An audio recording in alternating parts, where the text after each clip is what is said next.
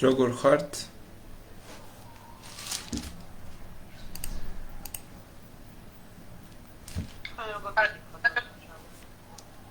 მადლობა. კარგად, ბრძანებამდე ცოტა მიკლია, მაგრამ კარგად ვარ. მადლობა. მოკლედ, დღეს აგიხსნით მე-11 კლასის, ესე იგი, მასალი დავიწყებ ეგვიპტიდან და გავყვები, დაახლოებით მინდა რომ რომის იმპერიამდე მივიდე.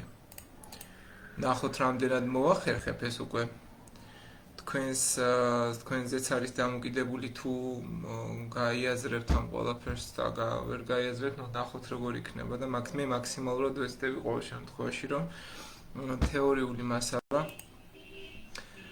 კარგად გავიაზროთ. და დავიწყებ პირდაპირ. რამე კითხვა ხომ არ გაქვთ წინა თეორიიდან?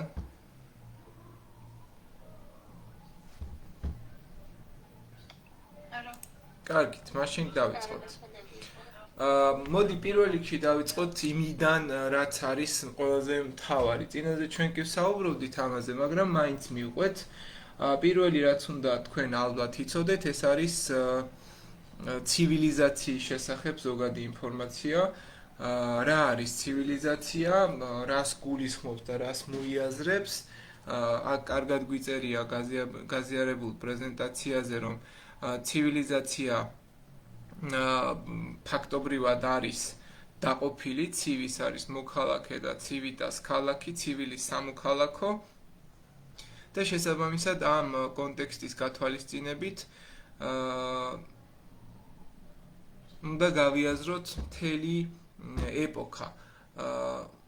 იმიტომ რომ ცივილიზაცია თუ გულისხმობს სამოქალაქო საზოგადოებას, მოქალაქეს რა აქვს?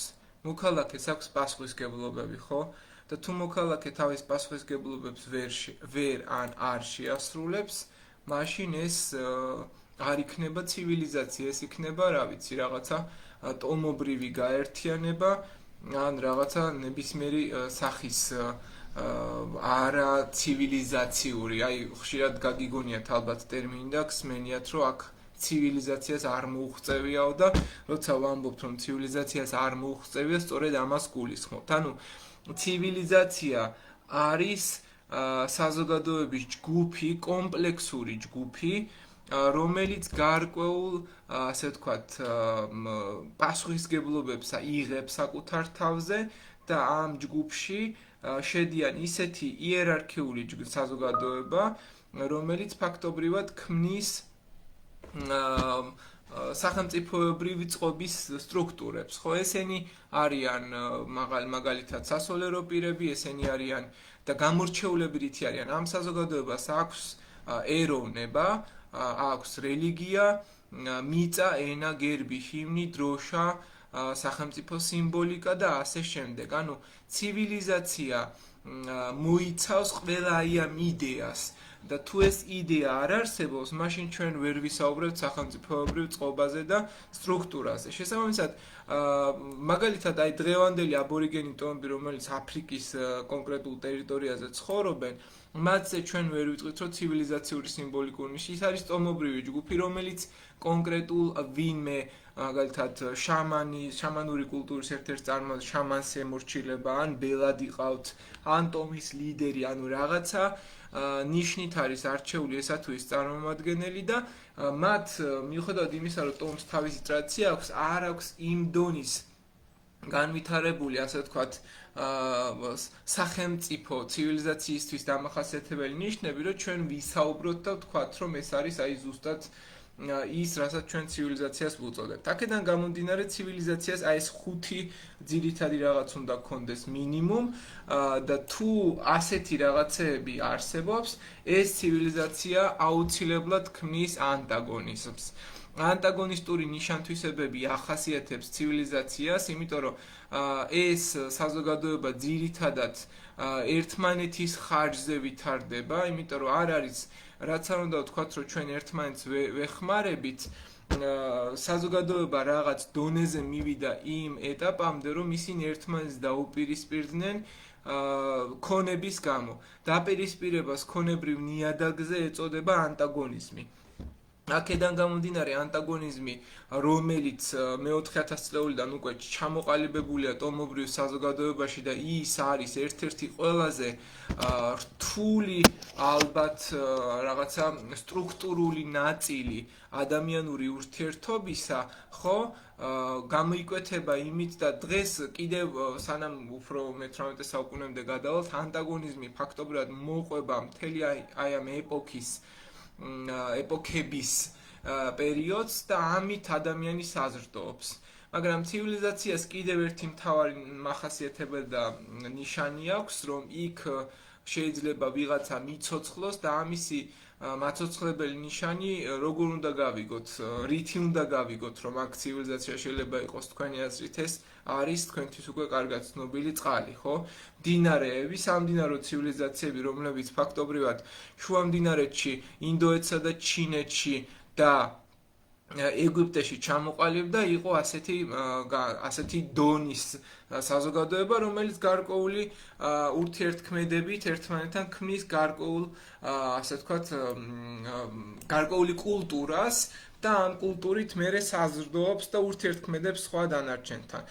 პირველი, ვინც ჩვენ უნდა შევისწავლოთ, ეს არის ეგვიპტე. ეგვიპტე არის ერთ-ერთი უძველესი ცივილიზაცია, რომელიც აფრიკის ჩრდილო-აღმოსავლეთ ნაწილში არსებობდა. ეგვიპტეს მთავარი მდინარე არის ნილოსი. ნილოსის მდებარეობა და ზოგადად ნილოსი იმდენად მნიშვნელოვანი მდინარეა ეგვიპტეში, რომ მისი მოწყობა გეოგრაფიული გარემოების გათვალისწინებით როგორც არის, ისევეა სახელები დარქმეული. აი მაგალითად, ზემო სამეფო ქვია ნილოსის სათავეს, მაგრამ რუკაზე რომ დახედავთ, ეს რეალურად არის ქვედა ნაწილი.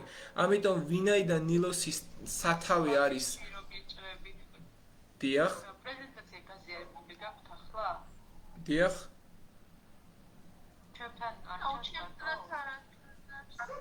ой, რას ლაპარაკობთ? მე რატო საუბრობ? მადლობა, მარიამ, რომ მითხარი, თორემ გავიდოდი ისე. მაგრამ წესით უნდა ჩანდეს. მოდი გავაზიარებ, აბა. ეხლა თუ გამოჩნდა? ძალიან კარგი. ხო, ასე რომ აი აქ თქვენ მაშინ ცოტა თავიდან დავიწყებ.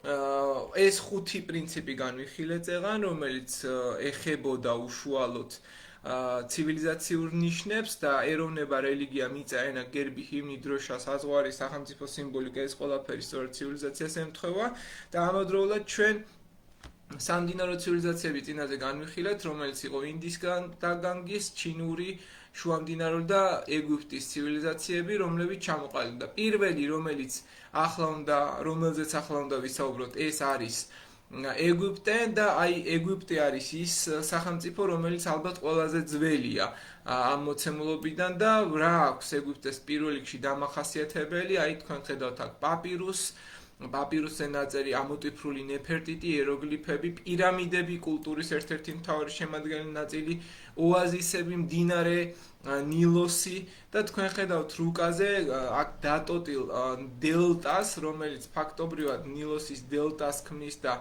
ეს ამ კუთხით არის გამორჩეული, იმიტომ რომ ზოგადად ეს რა ქვია მდინარეები, ხო, შუამდინარეთში და ზოგადად ახლაც პრინციპში წყალი ყოველთვის წარმოადგენდა მთავარ, ასე ვთქვათ, მაცოცხლებელ ნიშანს ადამიანური ცივილიზაციური თანაცხოვრების მაგალითად და შესაბამისად ამ საზოგადოებაში ბევრი რაღაც სწრაფად განვითარდა, მათ შორის არის მუმიფიკაცია, რომელიც ალბათ ეგვიპტელებისთვის ერთ-ერთი მთავარი კულტურის დამახასიათებელი და სხვა ასეთი ხდება ჩვენსადმე, რა ქვია, უშუალოდ მუმიებზე, როცა რომელიმე კულტურაში თუ შეგხვედრიათ მუმიფიკაცია და რა არის ეს პროცესი, ვერ ნახავთ, იმიტომ რომ ეს არის კონკრეტული საზოგადოების განსაკუთრებული გამოვლინება, ანუ რა ავლენს მაგალითად საზოგადოებაში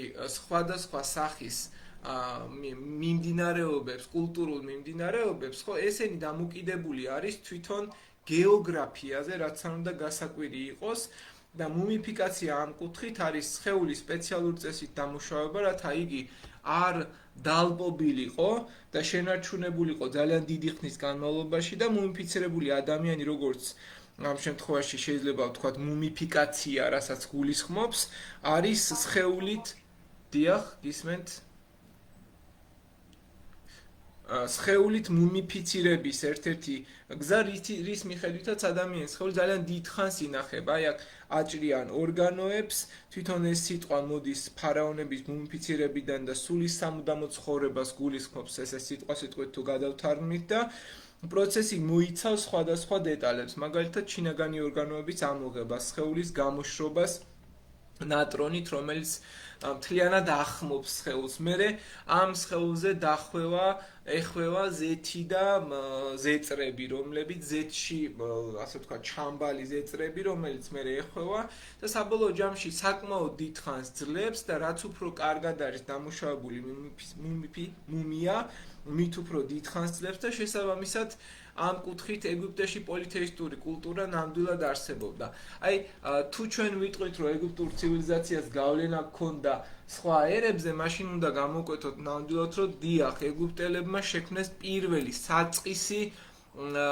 საწყისი აზროვნების ფორმა, რელიგიური აზროვნების ფორმა და დღეს ჩვენ რაც მაგალითად დღეს რაღაცა და წარსულში მაგალითად სანამ მონოთეისტური რელიგიები გავრცელდებოდა, პოლითეიზმი იყო ალბათ ეგვიპტიდან წამოსული ერთ-ერთი ყველაზე მთავარი ასე ვთქვათ მორალური და ეთიკური რაღაცა ნორმა, რომელზეც უშუალოდ ყველა კულტურა მარტივად ერგება. ასე იყვნენ შუმერები, ასე იყვნენ ასე ვთქვათ, ურარტუელები, ყველას ბევრი ღმერთი ჰყავდა და პოლითეისტური იდეა წარსულში ძალიან გამორჩეული იყო. მე-4,000 წლებში ჩამოყალიბდა ეგვიპტე როგორც სახელმწიფო, თქვენ ხედავთ სხვადასხვა რუკას, რომელზეც მოცემულია ეგვიპტური ცივილიზაცია და პირამიდების შენებლობით რომ იყვნენ ცნობილი, ამაზე ვთქვი და ეგვიპტე იყოფა სხვადასხვა დინასტიებად. აი აქ თქვენ ხედავთ ხმელთაშუა ზღვას და ღირსშესანიშნაობებს რამდენი რამე არის აგებული, ყველა არის ღირსშესანიშნაობა კონკრეტული ღმერთის სახელზე და კონკრეტულად ეს ნაგებობები სხვადასხვა ეპოქისთვის არის დამახასიათებელი, ძველი, შუა და ახალი ეგვიპტის პირველ და მეორე გარდამავალ პერიოდებს თუ არ ჩავთვლით, არის ძირითადად განაწილებული ასე. ეგვიპტე იყო იზოლირებული სახელმწიფო თავიდანვე, ფაქტობრივად არავინ მას როგორც ასეთი არ ებრძოდა, თვითონ იგი გადადიოდა შეტევაზე და ძირითადი დაპირისპირებები ეგვიპტელებს ჰქონდათ ლიბიის და ნუბიაში, აი აქ თქვენ ხედავთ ნუბიას და აი აქ არის ლიბია და აქ იბრძოდნენ ისინი უშუალოდ და უპირისპირდებოდნენ ადგილობრივ ტომებს. ეს ადგილობრივი ტომები მათგან მოჰქონდათ სპილოს ძვალი, სხვადასხვა ოქროულობა, ძვირფასეულობა, ღირსშესანიშნავი წიაღისეული, რომელიც მათ მშენებლობისთვის სჭირდებოდათ და ფაქტობრივად მონები მათ შორის, რომელსაც ისინი იყენებდნენ და შესაბამისად ეს ეპოქა მთლიანად ეგვიპტური სამყაროსი არის ალბათ 2000 წლამდე პერიოდი, რომელიც ჩვენ ქრონოლოგიაშიც განვიხილეთ და ასეთი ეგვიპტე, როგორცაც ახლა თქვენ ხედავთ, უშუალოდ არ იყო ჯერ 2000 წლამდე. მერე ნელ-ნელა მოხდა, როცა უკვე ეგვიპტელებს ჰიქსოსები მე-17 საუკუნეში თავს დაესხნენ და თქვენ ხედავთ რუკაზე ჰიქსოსების განსახლების არეალს არაბეთის ნახევარკუნძულზე, რომელიც სემიტური მოდგმის ტომები იყვნენ და ფაქტობრივად მათ ეგვიპტე დაიპყრეს მე-17-მე-18 საუკუნეში ძველი წელთა აღრიცხვით და დაყოფილი ეგვიპტე, რომელიც ქვედა და ზედა ეგვიპტედ იყოფოდა, ფაქტობრივად დაიმორჩილეს და ეს მთელი ტერიტორია ჰიქსოსების შემოსევის შედეგად მათ ხელში გადავიდა. მაგრამ აქ არის ერთი საინტერესო ფაქტი. ერთია რომ ვიღაცა ვიღაცას იპყრობს და მეორეა რომ მის შენარჩუნებას რამდენად ახერხებს და ეგვიპტელებმა სხვათა შორის მოახერხეს იმდენი, რომ მათ ეგვიპტური ეს რა ქვია სისტემა, რაც კი იყო მთლიანად შეინარჩუნეს კი არა, არამედ განავითარეს და თან ისე განავითარეს, რომ მათ ასიმილაცია მოხდა, კულტურული ასიმილაცია მოხდა და შედეგად ჩვენ მივიღეთ აი ეს იარაღები, მაგალითად შორს სროლელი მშვილდი, რომელიც მანამდე არ არსებობდა, ეგვიპტური ჯაჭვისპერანგი, რომელიც გადმოიღეს, ეტლი, რომელიც ძველი დროის ტანკად იყო წოდებული და მანამდე ეგვიპტელები საზიდრად იყენებდნენ თიდამთაზე გადასაადგილებლად და სამხედრო ტექნიკა არ იყო როგორც ასეთი ეტლში შეაბეს ცხენები, მერე უფრო ტანკად აქციეს, რაღაცა უფრო ისეთ იმად და შესაბამისად ეს შედეგი მივიღეთ, გისმენთ ზურაბ?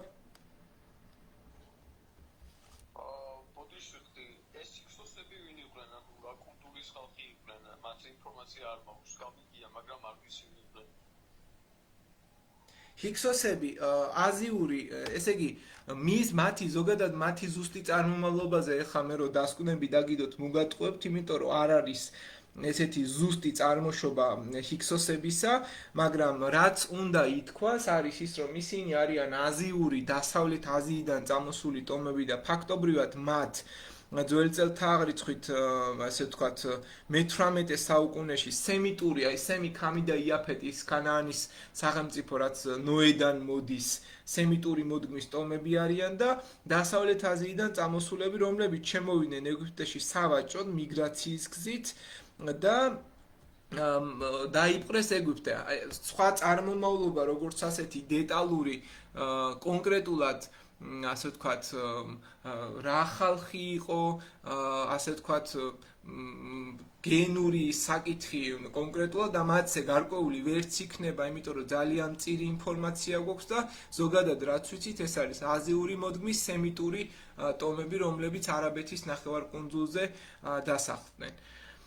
და საკმაოდ განვითარებული საზოგადოება იყო, რაც უნდა ითქვას, იმიტომ რომ ფაქტობრივად მათ სამხედრო თვალსაზრისით ყველაზე მეტი, ასე ვთქვათ, რესურსი ჰქონდათ ვიდრე ეს ეგვიპტელებს და ზოგადად კულტურა მათი დაკავშირებული იყო ქანაანთან, სირიასთან და პალესტინასთან და შესაბამისად ტოპონიმი ძირითადად მოდის ხიანის, ასე ვთქვათ, სემიტური სახელიდან, რომელიც რაღაცა ეგრეთ წოდებული შემოყვანილ კულტურებს უწოდებენ და ეს შემოყვანილი კულტურები რომ განმარტოთ, უფრო რაღაცა სიღრმეში რომ ჩავიდეთ, მოიაზრება ის, რომ ეს არის ტიპური ახლო აღმოსავლეთის მომთაბარე და ნახევრად მომთაბარე ტომი, იმიტომ რომ ვინაიდან ესენი დადიოდნენ აქეთ-იქეთ და მათი გადასახლებაც და შეჭრაც ეგვიპტეში ალბათ ამას მოასწავლებს და მომთაბარე საზოგადოება როგორია მიდის ერთი ადგილიდან მეორეზე და ისინი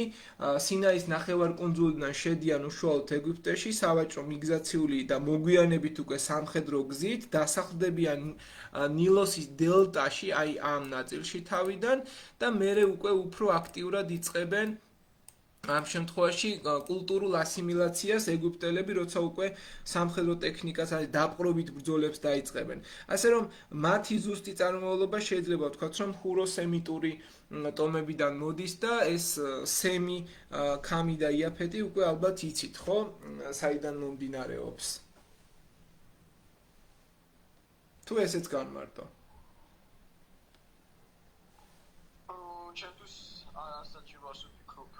მაინც გეტყვით, რომ სემი იყო ბიბლიური ნოეს უფროსი ვაჟი და ეს ძველ აღთქმაში პირდაპირ როცა გახსოვთ ალბათ, რომ ნოეს ყავდა 3 შვილი, სემი, ქამი და იაფეტი და მის შესახებ ზოგადად საუბარია ძველ აღთქმაში დაბადების წიგნშია მათზე ინფორმაცია და იქედან მომდინარეობს და ზოგადად რა არის ერთი მნიშვნელოვანი დეტალი, რომ მთელი საზოგადოება ახლო აღმოსავლეთის განსაკუთრებით ძირითადად არის სემიტური და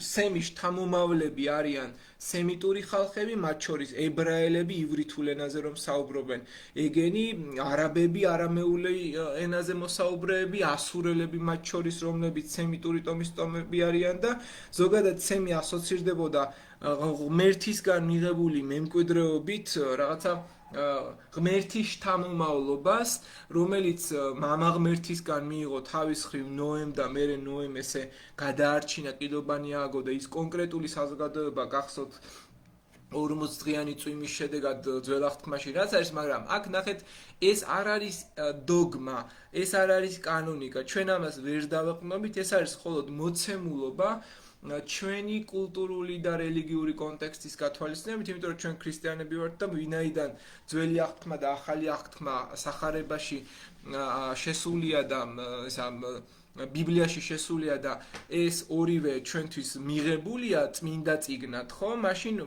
ამ პათოსაც ვაღიარებთ, რომ სემიტები უნდა ვიყოთ, ან მაგალითად ეხა ქართლოს წარმომშობით, ეხა ქართლი ვინც დაარსა, ქართლის ცხოვრება, ამას გვიყვება, რომ ესეც სემიტური წარმოშობის ხალხი. ანუ რეალურად სემიტები იყვნენ ენობრივი და რაღაც ეთნიკური ცნება, როგორც ასეთი, რომ განმარტოთ შუა აღმოსავლეთსა და ჩრდილოეთ აფრიკაში ცხოვრობდნენ და სემიტურ ენებს ძირითადად მიეკუთვნება ივრითი, არაბული, არამეული, ეთიოპიური, ფინიკიური და ასე შემდეგ საზოგადოება და ეთნოსურად, რაღაცა კულტურულად ესენი იყვნენ ებრაელები, არაბები, ასურელები, ну შუამდინარეთში მცხოვრები ხალხები და ჩვენ უნდა განვასხვაოთ, ერთი არის სემი, რომელიც არის მითიური ფიგურა ძველ აღთქმაში და მეორე არის სემიტები, რომელიც არის ეთნოსი კულტურა და ისინი შემოვიდნენ უკვე აქტიურად მე-17 საუკუნეში მათ ისევე როგორც ჰიქსოსებს მათი იგივე წარმომავლობა ჰქონდათ და შესაბამისად ასე შეიძლება გავყვეთ ამ კონკრეტულ ნაწილს.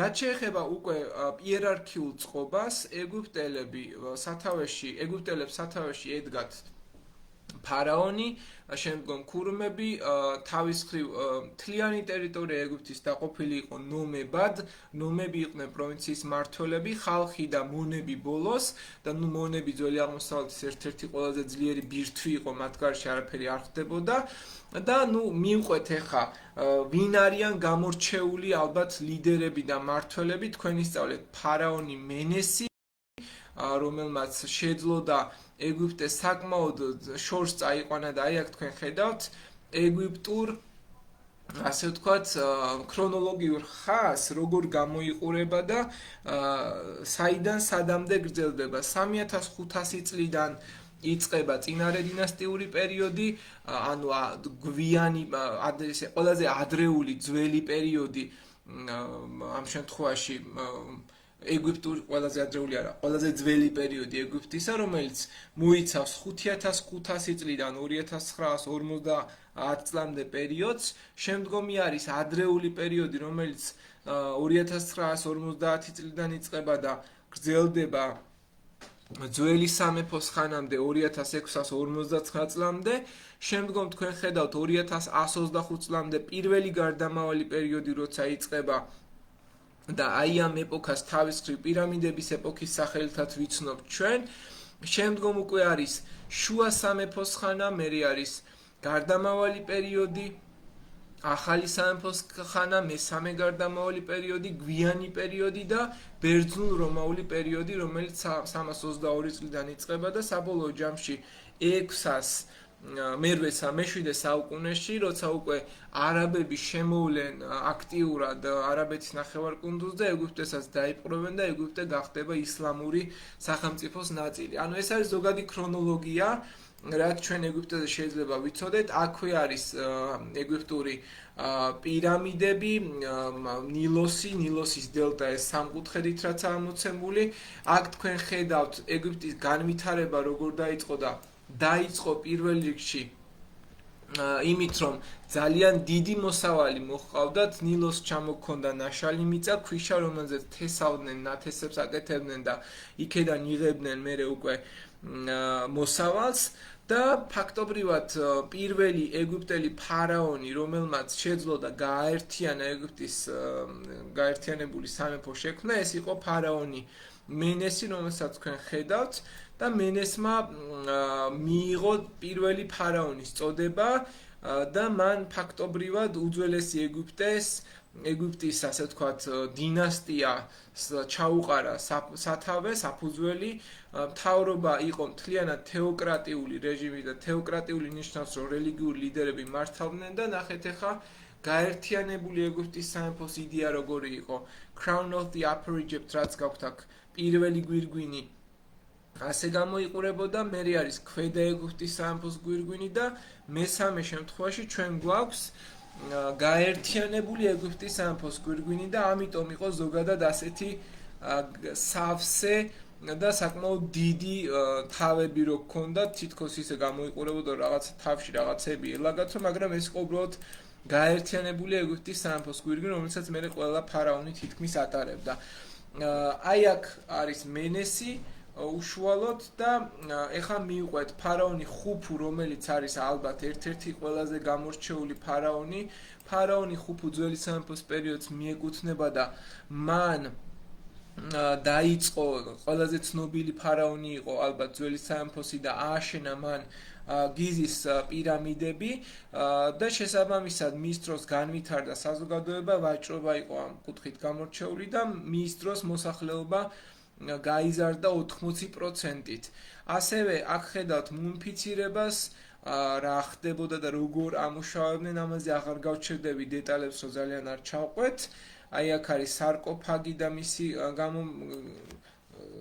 შიგნით როგორ გამოიყურება ეს სარკოფაგი, პირამიდები, რომელიც ფაქტობრივად არის სამარხები და ძველი სამეფოდან იწყება და ფარაონ სნეფრი იყო პირველი პირამიდა, რომელიც აშენდა ძველი სამეფოს ხანაში, ეს არის სნეფრის პირამიდა, რასაც ახლა თქვენ ხედავთ და ყველაზე დიდი პირამიდა ფარაონ ხუფუს პირამიდა გიზაში, გიზასთან, რომელიც არის ალბათ ყველაზე დიდი სიმაღლეში და დაახლოებით 100,000 მონა მუშაობდა აი ამ დიდი პირამიდების ასაშენებლად.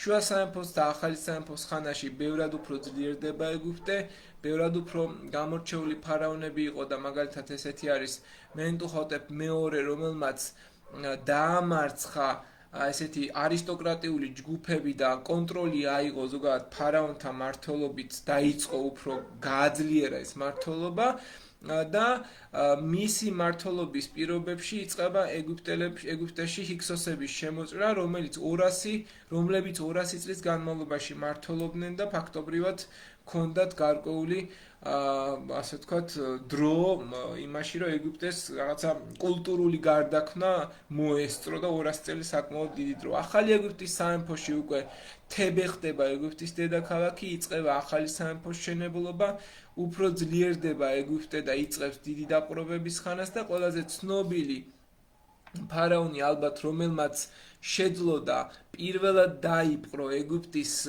მიღმა მიწები და მაგალითად ჰიქსოსებიც კი დალაშქრა, ეს იყო ქალი ფარაონი, ეს არის ჰაჩეპსუტი, რომელმაც სირია დაიმორჩილა ჩრდილოეთ ნაწილი, მათ შორის ძველი წელთაღრიცხვით 1400 წლისთვის მან ევფრატამდე, მდინარე ევფრატამდე და სამხრეთ ნუბიამდე განავრცო მთელი ეს ტერიტორია და ფაქტობრივად ეს ასე შეიძლება განვაგრძოთ, აი ეს არის ჰაჩეპსუტის ქალაქი და ყველაზე ცნობილი ფარაონი არის რამზესი, რომელიც ასევე გამოირჩევა ამ მიმართულებით ცნობილია და მან შეძლო და დიდი ბრძოლები აწარმოა ხეთებთან.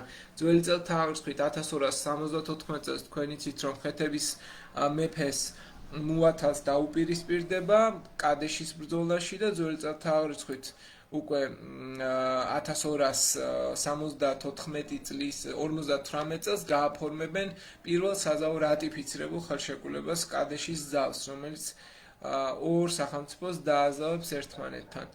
აქვე რაც ჩვენ შეგვიძლია გამოვკვეთოთ არის ეგვიპტური არმია, რომელიც განვითარდა, ეტლი, ასევე პარფიუმერია და ეგრეთ წოდებული ასე ვთქვათ მეიქაპი, რასაც მაკიაჟი, რასაც ეგვიპტელები ძალიან დიდ ყურადღებას აქცევდნენ და ფაქტობრივად მათგან მომდინარეობს ესეც და დამწერლობა ამბანი, რომელიც იეროგლიფური იყო, 6 სხვადასხვა სიმბოლოს შეადგენდა და აი აქ ბოლოს ხედავთ როზეტის ქვას, როდესაც ნაპოლეონმა ეგვიპტეში ილაშქრა ეს როზეტის ქვა იპოვა და ჩაიტანა საფრანგეთში და შემდგომ 1822 წელს ჟან-ფრანსუა შამპოლეონმა გაშიფრა და ჟან-ფრანსუა შამპოლეონის წაკითხვის შემდეგ დაიბადა ეგვიპტოლოგია როგორც ასეთი.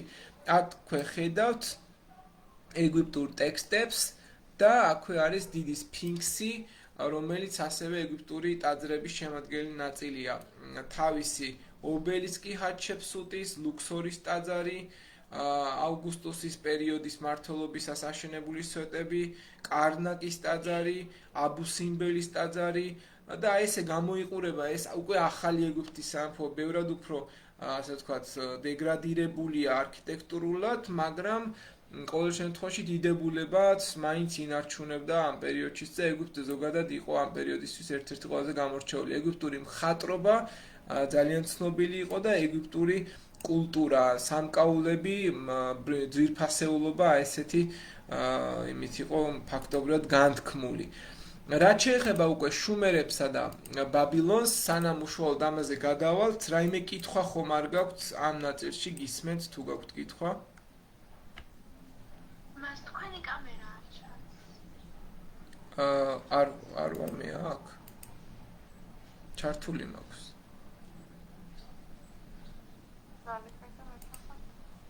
ეხავ ჩანვარ?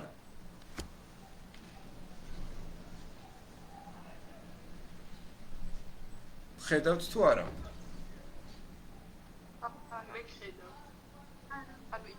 იცი რა ქენი მარიამ, ჩემი სახელს დააჭირე და pin for me ასე დააჭირე.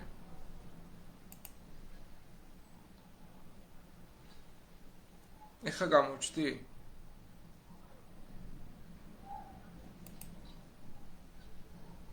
თუ ისევ არ ჩანვარ.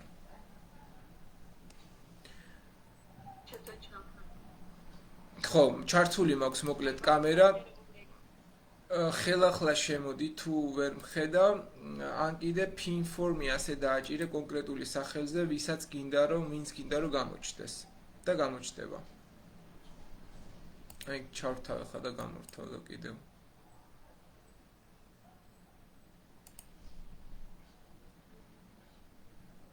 ეხა თუ ჩანვარ. ნუ კაი, რა სამწუხაროა, მაგრამ ხელახლა შემოდი მარიამ.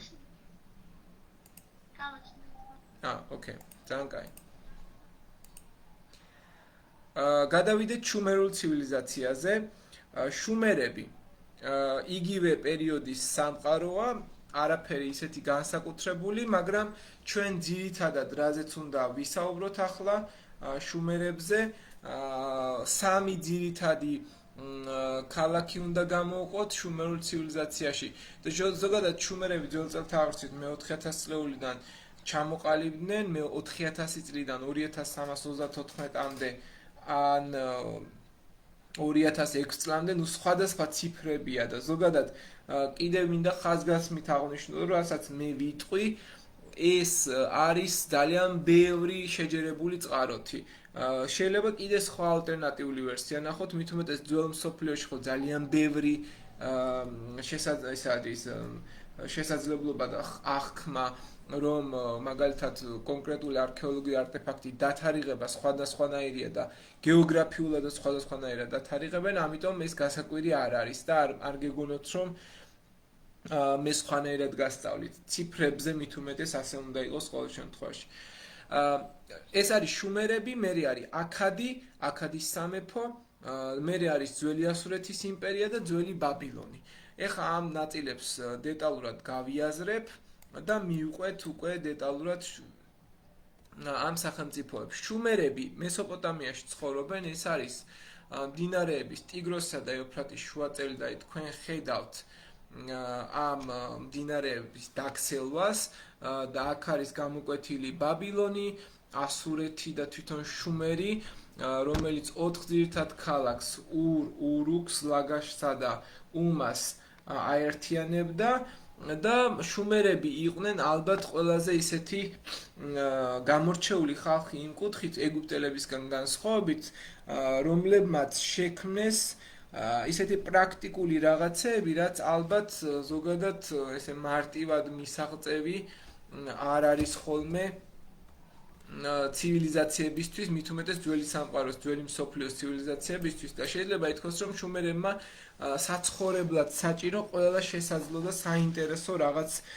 შექმნეს. ეს იყო მდებარეობა ეფრატი და ტიგროსი 3500-დან 2000 წლამდე პერიოდის არის და ჰქონდათ ლურსმნული წერდნენ ლურსმნუდამწერლობით, ლურსმნულად თიხის ფირფიტებზე ქალაქები ურუქი, ლაგაში, ნიფური, უმა ააგეს და შექმნა სახელმწიფოების სამეფო ტახტებით, კანონებით, ჰქონდათ განვითარებული სარწყავი სისტემა, არქიტექტურა და აი აქ ეხა ხედავთ მესოპოტამიას კონკრეტულად როგორ გამოიყურება და აი აქ გაჩვენებთ ახლა ქიში, ნიფური, ლაგაში, ურუქი ეს ქალაქები, პირველი ქალაქები, რომლებიც იყვნენ შუმერული პერიოდის ქალაქები და ისინი ებრძოდნენ ელამს და საბოლოო ჯამში ელამმა ძალიან დიდი როლი ითამაშა შუმერული ქალაქ-სახელმწიფოების განადგურებაში. შუმერებს ჰქონდათ სავალო კაბალის პრობლემაც, რომელიც მე ჰამურაბმაც აღმოფხვრა სხვა შორის თავისი კანონებით, მაგრამ შუმერებმაც რაღაცნაირად მოაგვარესეს. ლუდის გამომგონებლები შუმერები არიან, აი აქ თქვენ ხედავთ თიხის ფირფიტებს და ლურსმულ დამწერლობას, რასაც ისინი იყენებდნენ და ხო, რაც უნდა გამოიკვეთოს, შუმერები 2006 წელს ან 2000 წელს, რან 2034 წელს, რა ვიცი, განადგურდნენ, სხვა ვერსიებია. მეორედ სამეფო, რომელიც თქვენ უნდა გაიაზროთ, ეს არის ურუქი. ეხლა გავადიდე ძალიან და დააკვირდით ურუქს როგორ გამოიყურება, ხო, რაც კიდევ გამორჩა შუმერებზე, შუმერები იყვნენ პოლითეისტები, ანუ პოლითეისტური რელიგია ჰქონდათ მათ, ააგეს ზიკურათები, რაღაცა კიბისებრი კოშკები, რომლებიც ღმერთის სადიდებლად იყო ძირითადად აგებული და ესე გამოიყურებოდა ეს ზიკურათები, მსხვერპლ შეწირვისთვისაც მათ შორის და მათ ჰქონდათ განსაკუთრებული რაღაცა უნიკალური ხედვა სამყაროსი, ისინი ფიქრობდნენ, რომ როგორც მიწიერი სამყარო არსებობს, მაგალითად დედაქალაქი, ურუქი, ური და ასე შემდეგ, არსებობს ზეციური სამყაროც, რომლებიც ღმერთებთან არიან კავშირში, აი როგორც ზეციური იერუსალიმის იდეა წარმოიდგინოთ, დაახლოებით შუმერები ამას ფიქრობდნენ ასე. მთავარი ღმერთები იყო ენკი, სიბზნისა და წყლის ღმერთი, ინანა, იშტარი, იგივე სიყვარულის ღმერთი და ენლილი, ქარის ღმერთი, რომელიც ამ შემთხვევაში შუმერებთან ძირითად დიდ როლს იკავებდა შუმერულ ცხოვრებაში. ურუქის სამეფო, რომელიც გილგამეშს უკავშირდება და გილგამეში ამ კუთხით გამორჩეული ფიგურა იყო და აი აქ ახლა გაჩვენებთ გილგამეშს, რომელმაც 27 საუკუნეში საკმაოდ ძლიერი და ძლევამოსილი სამეფო შექმნა, გააძლიერა და გილგამეში ცნობილი არის იმით, რომ მან დაიწყო პირველი ლიტერატურული ეპოსი, რომელიც ამ შემთხვევაში არსებობს.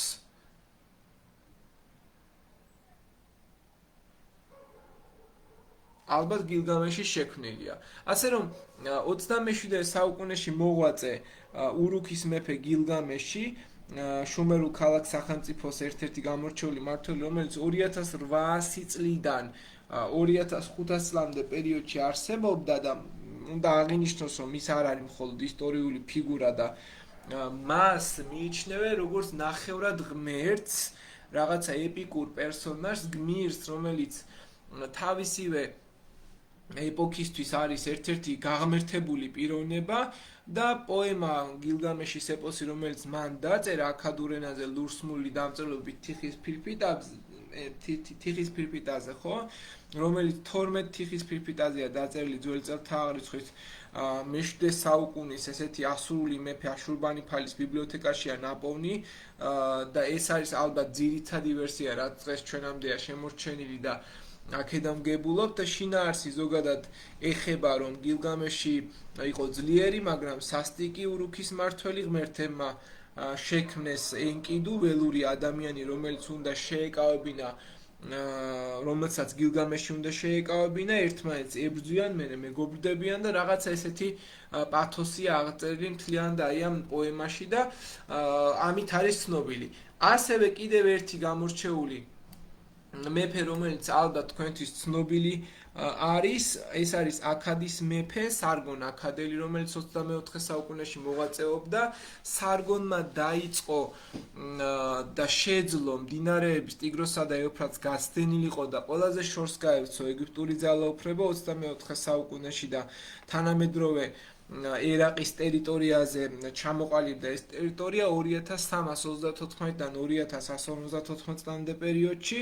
მან გააერთიანა შუმერული ქალაქ-სახელმწიფოები და შექმნა პირველი ცენტრალიზებული სახელმწიფო და სარგონმა დაიპყრო არა მხოლოდ შუმერი, არამედ ელამი, სირია, ზოგიერთი ანატოლიური სახელმწიფოც, ლევანტის ქვეყნებიც, ლევანტის ქვეყანა იგივე ფინიკიაზე ხმელთაშუა ზღვის აღმოსავლეთ სანაპიროზე არსებული ქვეყნებია და მთლიანად ეს ტერიტორიები იყო მათ ფლობელობაში. აი აქ ხედავთ შუმერულ პირამიდებს, მეფე როგორც ასე ვთქვათ ეგვიპტეში, აქაც იგივე პრინციპით შეიძლება ვთქვათ ვინ ედგა სათავეში, ეს იყო მეფე, მერე უმაღლესი ქურუმები, არისტოკრატია, ყველაზე დაბალი ფენის მღვდლები, სასულიერო პირები, ვაჭრები, სწავლულები, ფერმერები და მერე მონები, რომლებიც ომის დროს იყო მოპოვებული ძირითადად. აქ არის სამეფოები, შუმერელები, აქადელები, ურუქი არ არის დატანილი და ბაბილონია, ძველი ბაბილონის სამეფო ერთ-ერთი ყველაზე გამორჩეული, რომლის მმართველი იყო ჰამურაბი და ჰამურაბის სამეფო 1792 წელს ჩამოყალიბდა. ეს არის მდინარე ეუფრატის შუა წელზე. ბაბილონი, რომელიც იყო 8 კვადრატულ კილომეტრზე გადაჭიმული ქალაქი, ალბათ იყო ერთ-ერთი ყველაზე კარგად დაცული ქალაქი და მას ჰქონდა ამ შემთხვევაში ძირითადი სავაჭრო გამტარიანობის ფუნქცია შუამდინარეთში და ყველა ქალაქს იზიდავდა, ყველას იზიდავდა და ყველას ასე ვთქვათ უნდოდა რომ ეს ქალაქი დაეპყრო და მათ შორის ერთ-ერთი პირველი რომელმაც დაიპყრო ბაბილონი, ეს იყო ხეთების მეფე მურსილი, რომელმაც 1531 წელს ილაშქრა ბაბილონში და საკმაოდ დიდი ტერიტორიები დაიმორჩილა. ბაბილონის მეფე ჰამურაბმა შექმნა ჰამურაბის კანონები, რომელიც 282 კანონისგან შედგებოდა. ეს კანონთა კრებული იყო შავი ქვის სტელაზე, დიორიტის ქვაზე დაწერილი კანონები და ფაქტობრივად მას იყენებდნენ, აი ასე გამოიყურებოდა. მას იყენებდნენ ყოველდღიურ საქალაქო საცხოვრებელ სამოქალაქო ცხოვრებაში, საოჯახო სამართალი იყო ეს ფაქტობრივად და შავი ქვის სტელაზე დაწერილი ქვები ბოლოვდება ასეთი კანონით, რომ წევლით ეგრეთ წოდებული, ვინც ეს შეცვალოს და იწყელოს 7 თაობით და ეხლა მე რამოდენიმე კანონს წაგიკითხავთ, როგორი იყო ეს ბაბილონის მიერ ჰამურაბის მიერ შექმნილი კანონები და რას წარმოადგენდა, რა შინაარსის იყო. აი მაგალითად ერთ-ერთი რაც ჩვენ უნდა გავიაზროთ, თუ ერთი მეორის ვარს მოპარავს, მას მოკლავენ, დამარხავენ რიტუალების გარეშე. თუ ქურდი მოპარვისას დაიჭირეს, ის სიკვდილით უნდა დაისაჯოს. თუ მავანი ვალის სანაცვლოდ მონას გაჰყიდის, ესეც მისაღები და დასაშვებია.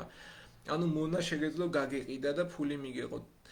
თუ მამაკაცი ვაჟს იშვილებს და ვაჟი მშვილებლის ოჯახში გაიზრდება, ვაჟის ნამდვილ მშობელს არ აქვს უფლება მისი დაბრუნება მოითხოვოს.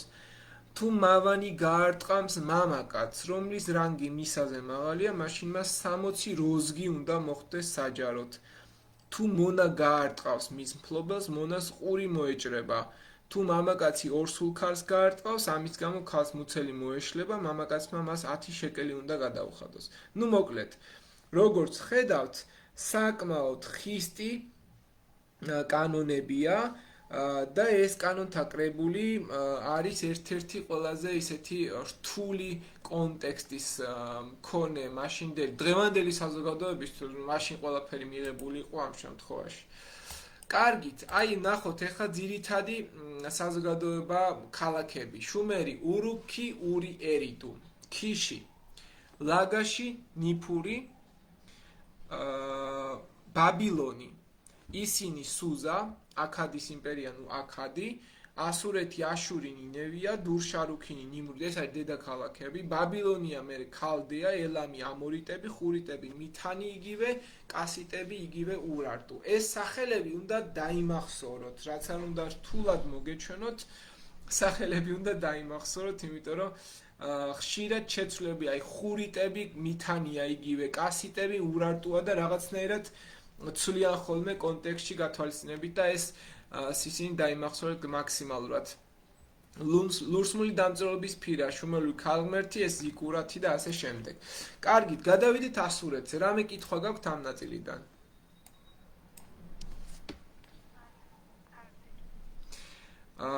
ასურეთზე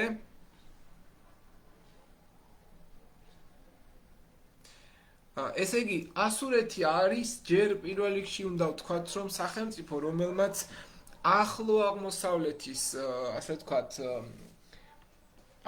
მთელი ახლო აღმოსავლეთი დაიპყრო. თქვენ ხედავთ, რა ტერიტორიებს მოიცავს ასურეთი შუამდინარეთში არსებული ერთ-ერთი მთავარი ქალაქ-სახელმწიფო, უძველესი ცივილიზაცია, მოგვიანებით იმპერია, რომელიც ფაქტობრივად ჩამოყალიბდა და ეს თანამედროვე ერაყის, სირიისა და სამხრეთ თურქეთის ტერიტორიაზე არსებობდა. ადრეული ასურეთი ზოგადად მე-20-მე-15 საუკუნეებში არსებობს, რომელიც ქალაქ-სახელმწიფოებრივი გაერთიანება იყო და დედაქალაქი მას აშური ჰქონდა. თავდაპირველად ასურეთი იყო შუმერულ-აქადური გავლენის ქვეშ და შუმერებსაც და აქადელებსაც, აქადის მეფეს დაპყრობილი ჰქონდა ეს ტერიტორია მთლიანად. აშური არ იყო მხოლოდ ქალაქი, არამედ ღმერთის სახელი იყო და სახელმწიფოს სიმბოლო იყო და ძირითადი დედაქალაქი ძველ ასურულ ხანაში იყო სწორედ აშური და განსაკუთრებით ქალაქ კანესთან ვაჭრობდა კანეში. იგივე დღეს თურქეთში მდებარეობს ეს ქალაქი და მასთან ჰქონდა ხშირი ურთიერთობა. რაც შეეხება შუა ასურულ პერიოდს, რომელიც უკვე მე-15 საუკუნიდან შეიძლება გამოვკვეთოთ და მივყვეთ ამ პერიოდს, ხო? თქვენ ძირითადად სწავლობთ შუა ასურულ პერიოდს, ახალ ასურულ პერიოდს, აი ძველ ასურულ პერიოდს არ სწავლობთ, მაგრამ აი ხა ნახეთ, აქ მე მაქვს დახაზული ისევ სხვა ტიპის ქრონოლოგიური ხაზი, თუ დააკვირდებით მე-18-მე-16 საუკუნეში ჩვენ ყავს აქ ბაბილონის დინასტია, მერე მურსილი, აქ არის მითანი, სუფილულიუმა, კადეში და აი ამ პერიოდში ზუსტად ხო ხეთების იმპერიის არსებობის პარალელურად არსებობს ასურეთი ძველ ასურულ და შუა ასურულ პერიოდში. გამორჩეული მეფეები შუა ასურულ პერიოდში არიან ამ შემთხვევაში აშურბალიტი, რომელიც მე-14 საუკუნეში მოღვაწეობდა და ასურეთი ფაქტობრივად მისი მმართველობის დროს, აშურბალიტის მმართველობის დროს აღიარებს და შეძლებს დამოუკიდებლობის მოპოვებას და ალბათ ყველაზე ცნობილი მეფე, რომელიც შუა ასურეთის პერიოდში ჩვენ გვხვდება, ეს არის ტიგლათ-ფალასარ პირველი, რომელმაც პირველად დაიწყო სამხედრო კამპანიების ჩატარება და შექმნა ძალიან ძლიერი ბიუროკრატია. ასურეთი აწარმოებს ომებს მითანის, ბაბილონისა და ხეთების სამეფოსთან. მითანი, ბაბილონი და ხეთები არიან აი აქ. წეღან რუკა იყო, აი აქ არის მითანი და ხეთები. ამ ორივე სახელმწიფოს თან კონფლიქტი ჰქონდა ასურეთს და მე-9 საუკუნიდან უკვე მე-7 საუკუნემდე, როცა ასურეთი ოქროს ხანაში შედის და მისი ძლიერების ხანა იწყება, ფაქტობრივად იწყება პერიოდი, როცა ყველაზე ძლიერდება, განსაკუთრებით ასურეთი სალმანასარ მესამის მმართველობისას იწყებს გაძლიერებას მე-9 საუკუნეში. სალმანასარი მოახერხებს და საკუთარ განდიდებას დაიწყებს და ასურეთი იმის გარდა რომ ძლიერდება, თან სტაგნაცია იწყება, საფუძველი ეცლება და ბოლოს ეკონომიკა პარაზიტულად ჩამოიშლება და ასურეთი როგორც ასეთი განადგურდება. სალმანასარი ცნობილია იმით, რომ ლაშქრობს ურარტუსთან, ურარტუზეც ვისაუბრებთ დღეს და ხეთებზეც მათ შორის და ტიგლათ-ფალასარ მესამეა კიდევ ერთი გამორჩეული მეფე მმართველი. ტიგლათ-ფალასარ მესამემ ალბათ დაიწყო ძალიან ძირეული რეფორმების ჩატარება და მან გარდაქმნა საკუთარი სამეფოს სამხედრო, ასე ვთქვათ, განვითარების დონე, წინწატია და თქვენ ხედავთ, რომ მან შექმნა პროფესიული მუდმივი ჯარი, შემოიღო პროვინციის სამმართველო მოდელი მთლიანად, დაიწყო იძულებითი დეპორტაციები, გადასახლებები ასიმილაციის მიზნით, რომელიც მერე მოგვიანებით ბიბლიაში ჩანს და გახსოვთ თქვენ რომ ბაბილონის მეფე ნაბუქოდონოსორი ებრაელებს რომ გადაასახლებს, ეს ერთ-ერთი დეტალია და 722 წლიდან ტიგლათ-ფალასარ მესამე იწყებს დაპყრობების ხანას,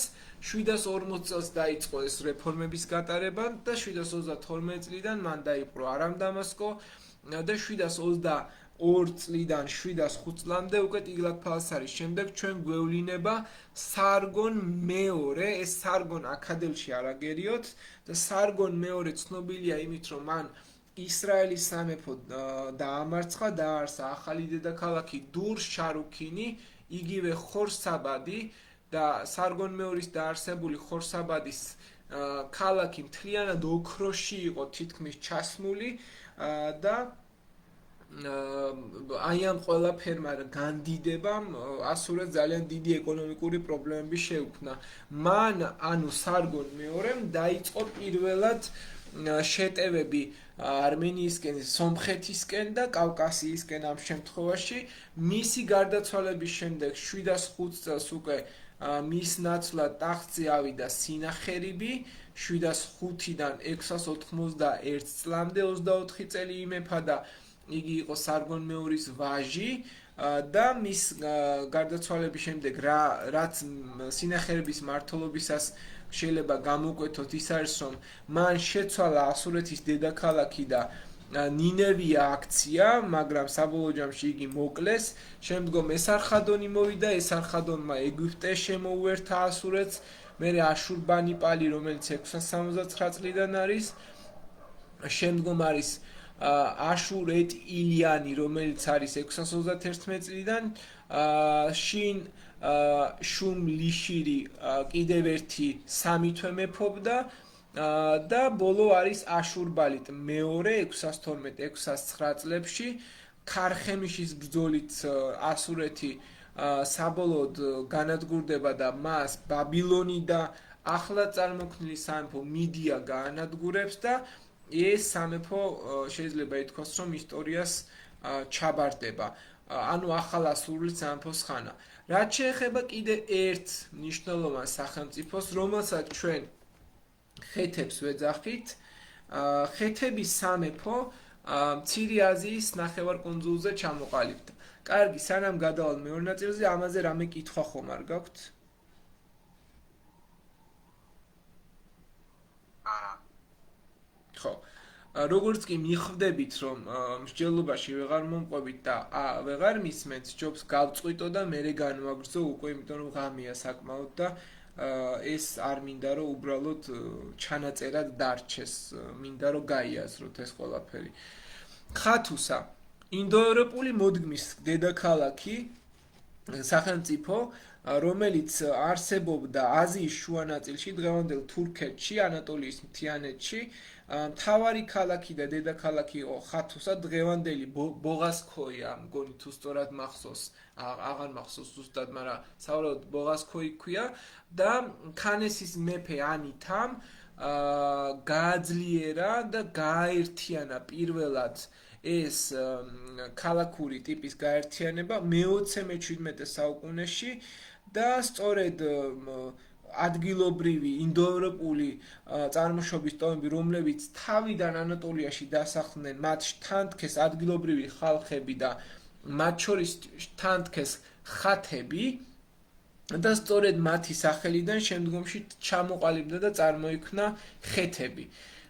და მე-16 საუკუნეში ვინ უნდა იცოდეთ? მურსილი, რომელიც ბაბილონს ანადგურებს, სუფილულიუმა მე-15 საუკუნეში, რომელიც გაძლიერების დროს ყველაზე მეტად ძლიერდება და განსაკუთრებით ჩვენ შეგვიძლია გავმოყოთ ხათუსილი, რომელიც პირველად იწყებს ლაშქრობებს სირიაში, ხათუსილი პირველია მე-17-მე-15 საუკუნეში, შემდგომ მეფე ხათუსილის შემდეგ მურსილი პირველი, რომელიც თავს ესხმის ბაბილონს და 1595 წელს ანადგურებს ძველ ბაბილონს და ეს იყო მსოფლიო ისტორიაში პირველი რაღაცა გრძელ და ამოდროულად რაღაცა დიდი სამხედრო კამპანია და მერე უკვე ჩვენ გვაქვს ახალი ხეთური იმპერია, რომელიც იწყება მუათალის მმართველობის პირობებში და მუათალი აიყვანს ხეთების სამეფოს ზენიტში, სუფილიულიმა დაიწყებს.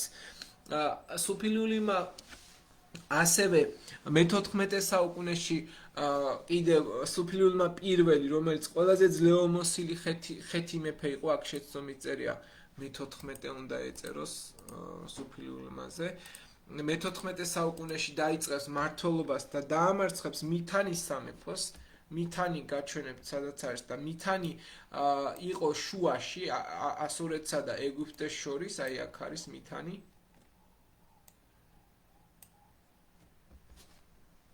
ციტუით არ მემორჩილება.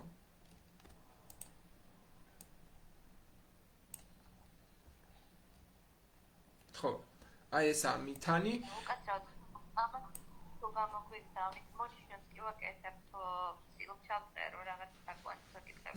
რას გამოგიგზავნით? აი ამ თქვენ პრეზენტაციაზე. ეს პრეზენტაციის ლინკი ჩაგდებული მაქვს უკვე წინა კვირას ჩავაგდე. ჩატში არის ჩემი პრეზენტაციის ლინკი, თუ ვერ ნახავთ, ხელახლა გამოგიგზავნით. ნახეთ აბა 30 საათიან ჯგუფში არის კი.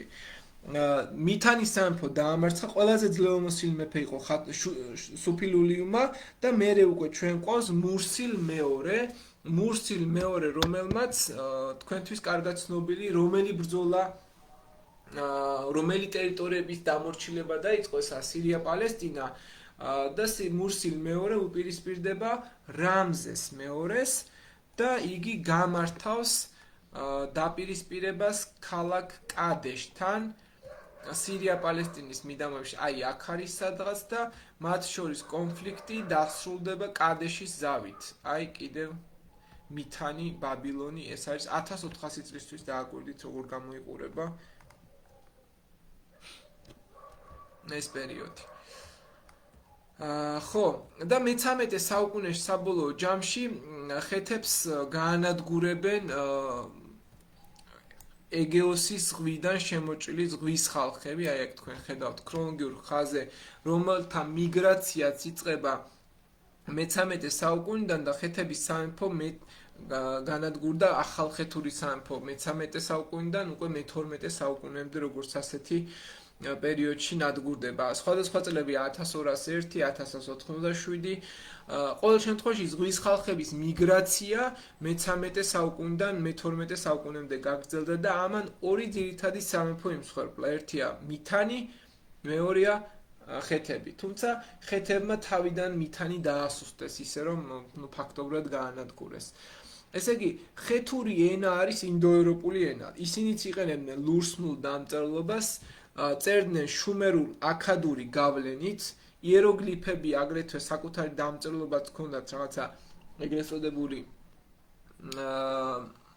ლიევური დიალექტი იყო, რომელსაც ხეთები იყენებდნენ და უმეტეს შემთხვევაში ხეთები ასევე ცნობილნი იყვნენ სამართლებრივი კანონებითაც, შუმერულ, ასურულ, ბაბილონურ კანონებთან შედარებით ხეთების კანონები უფრო რბილი იყო.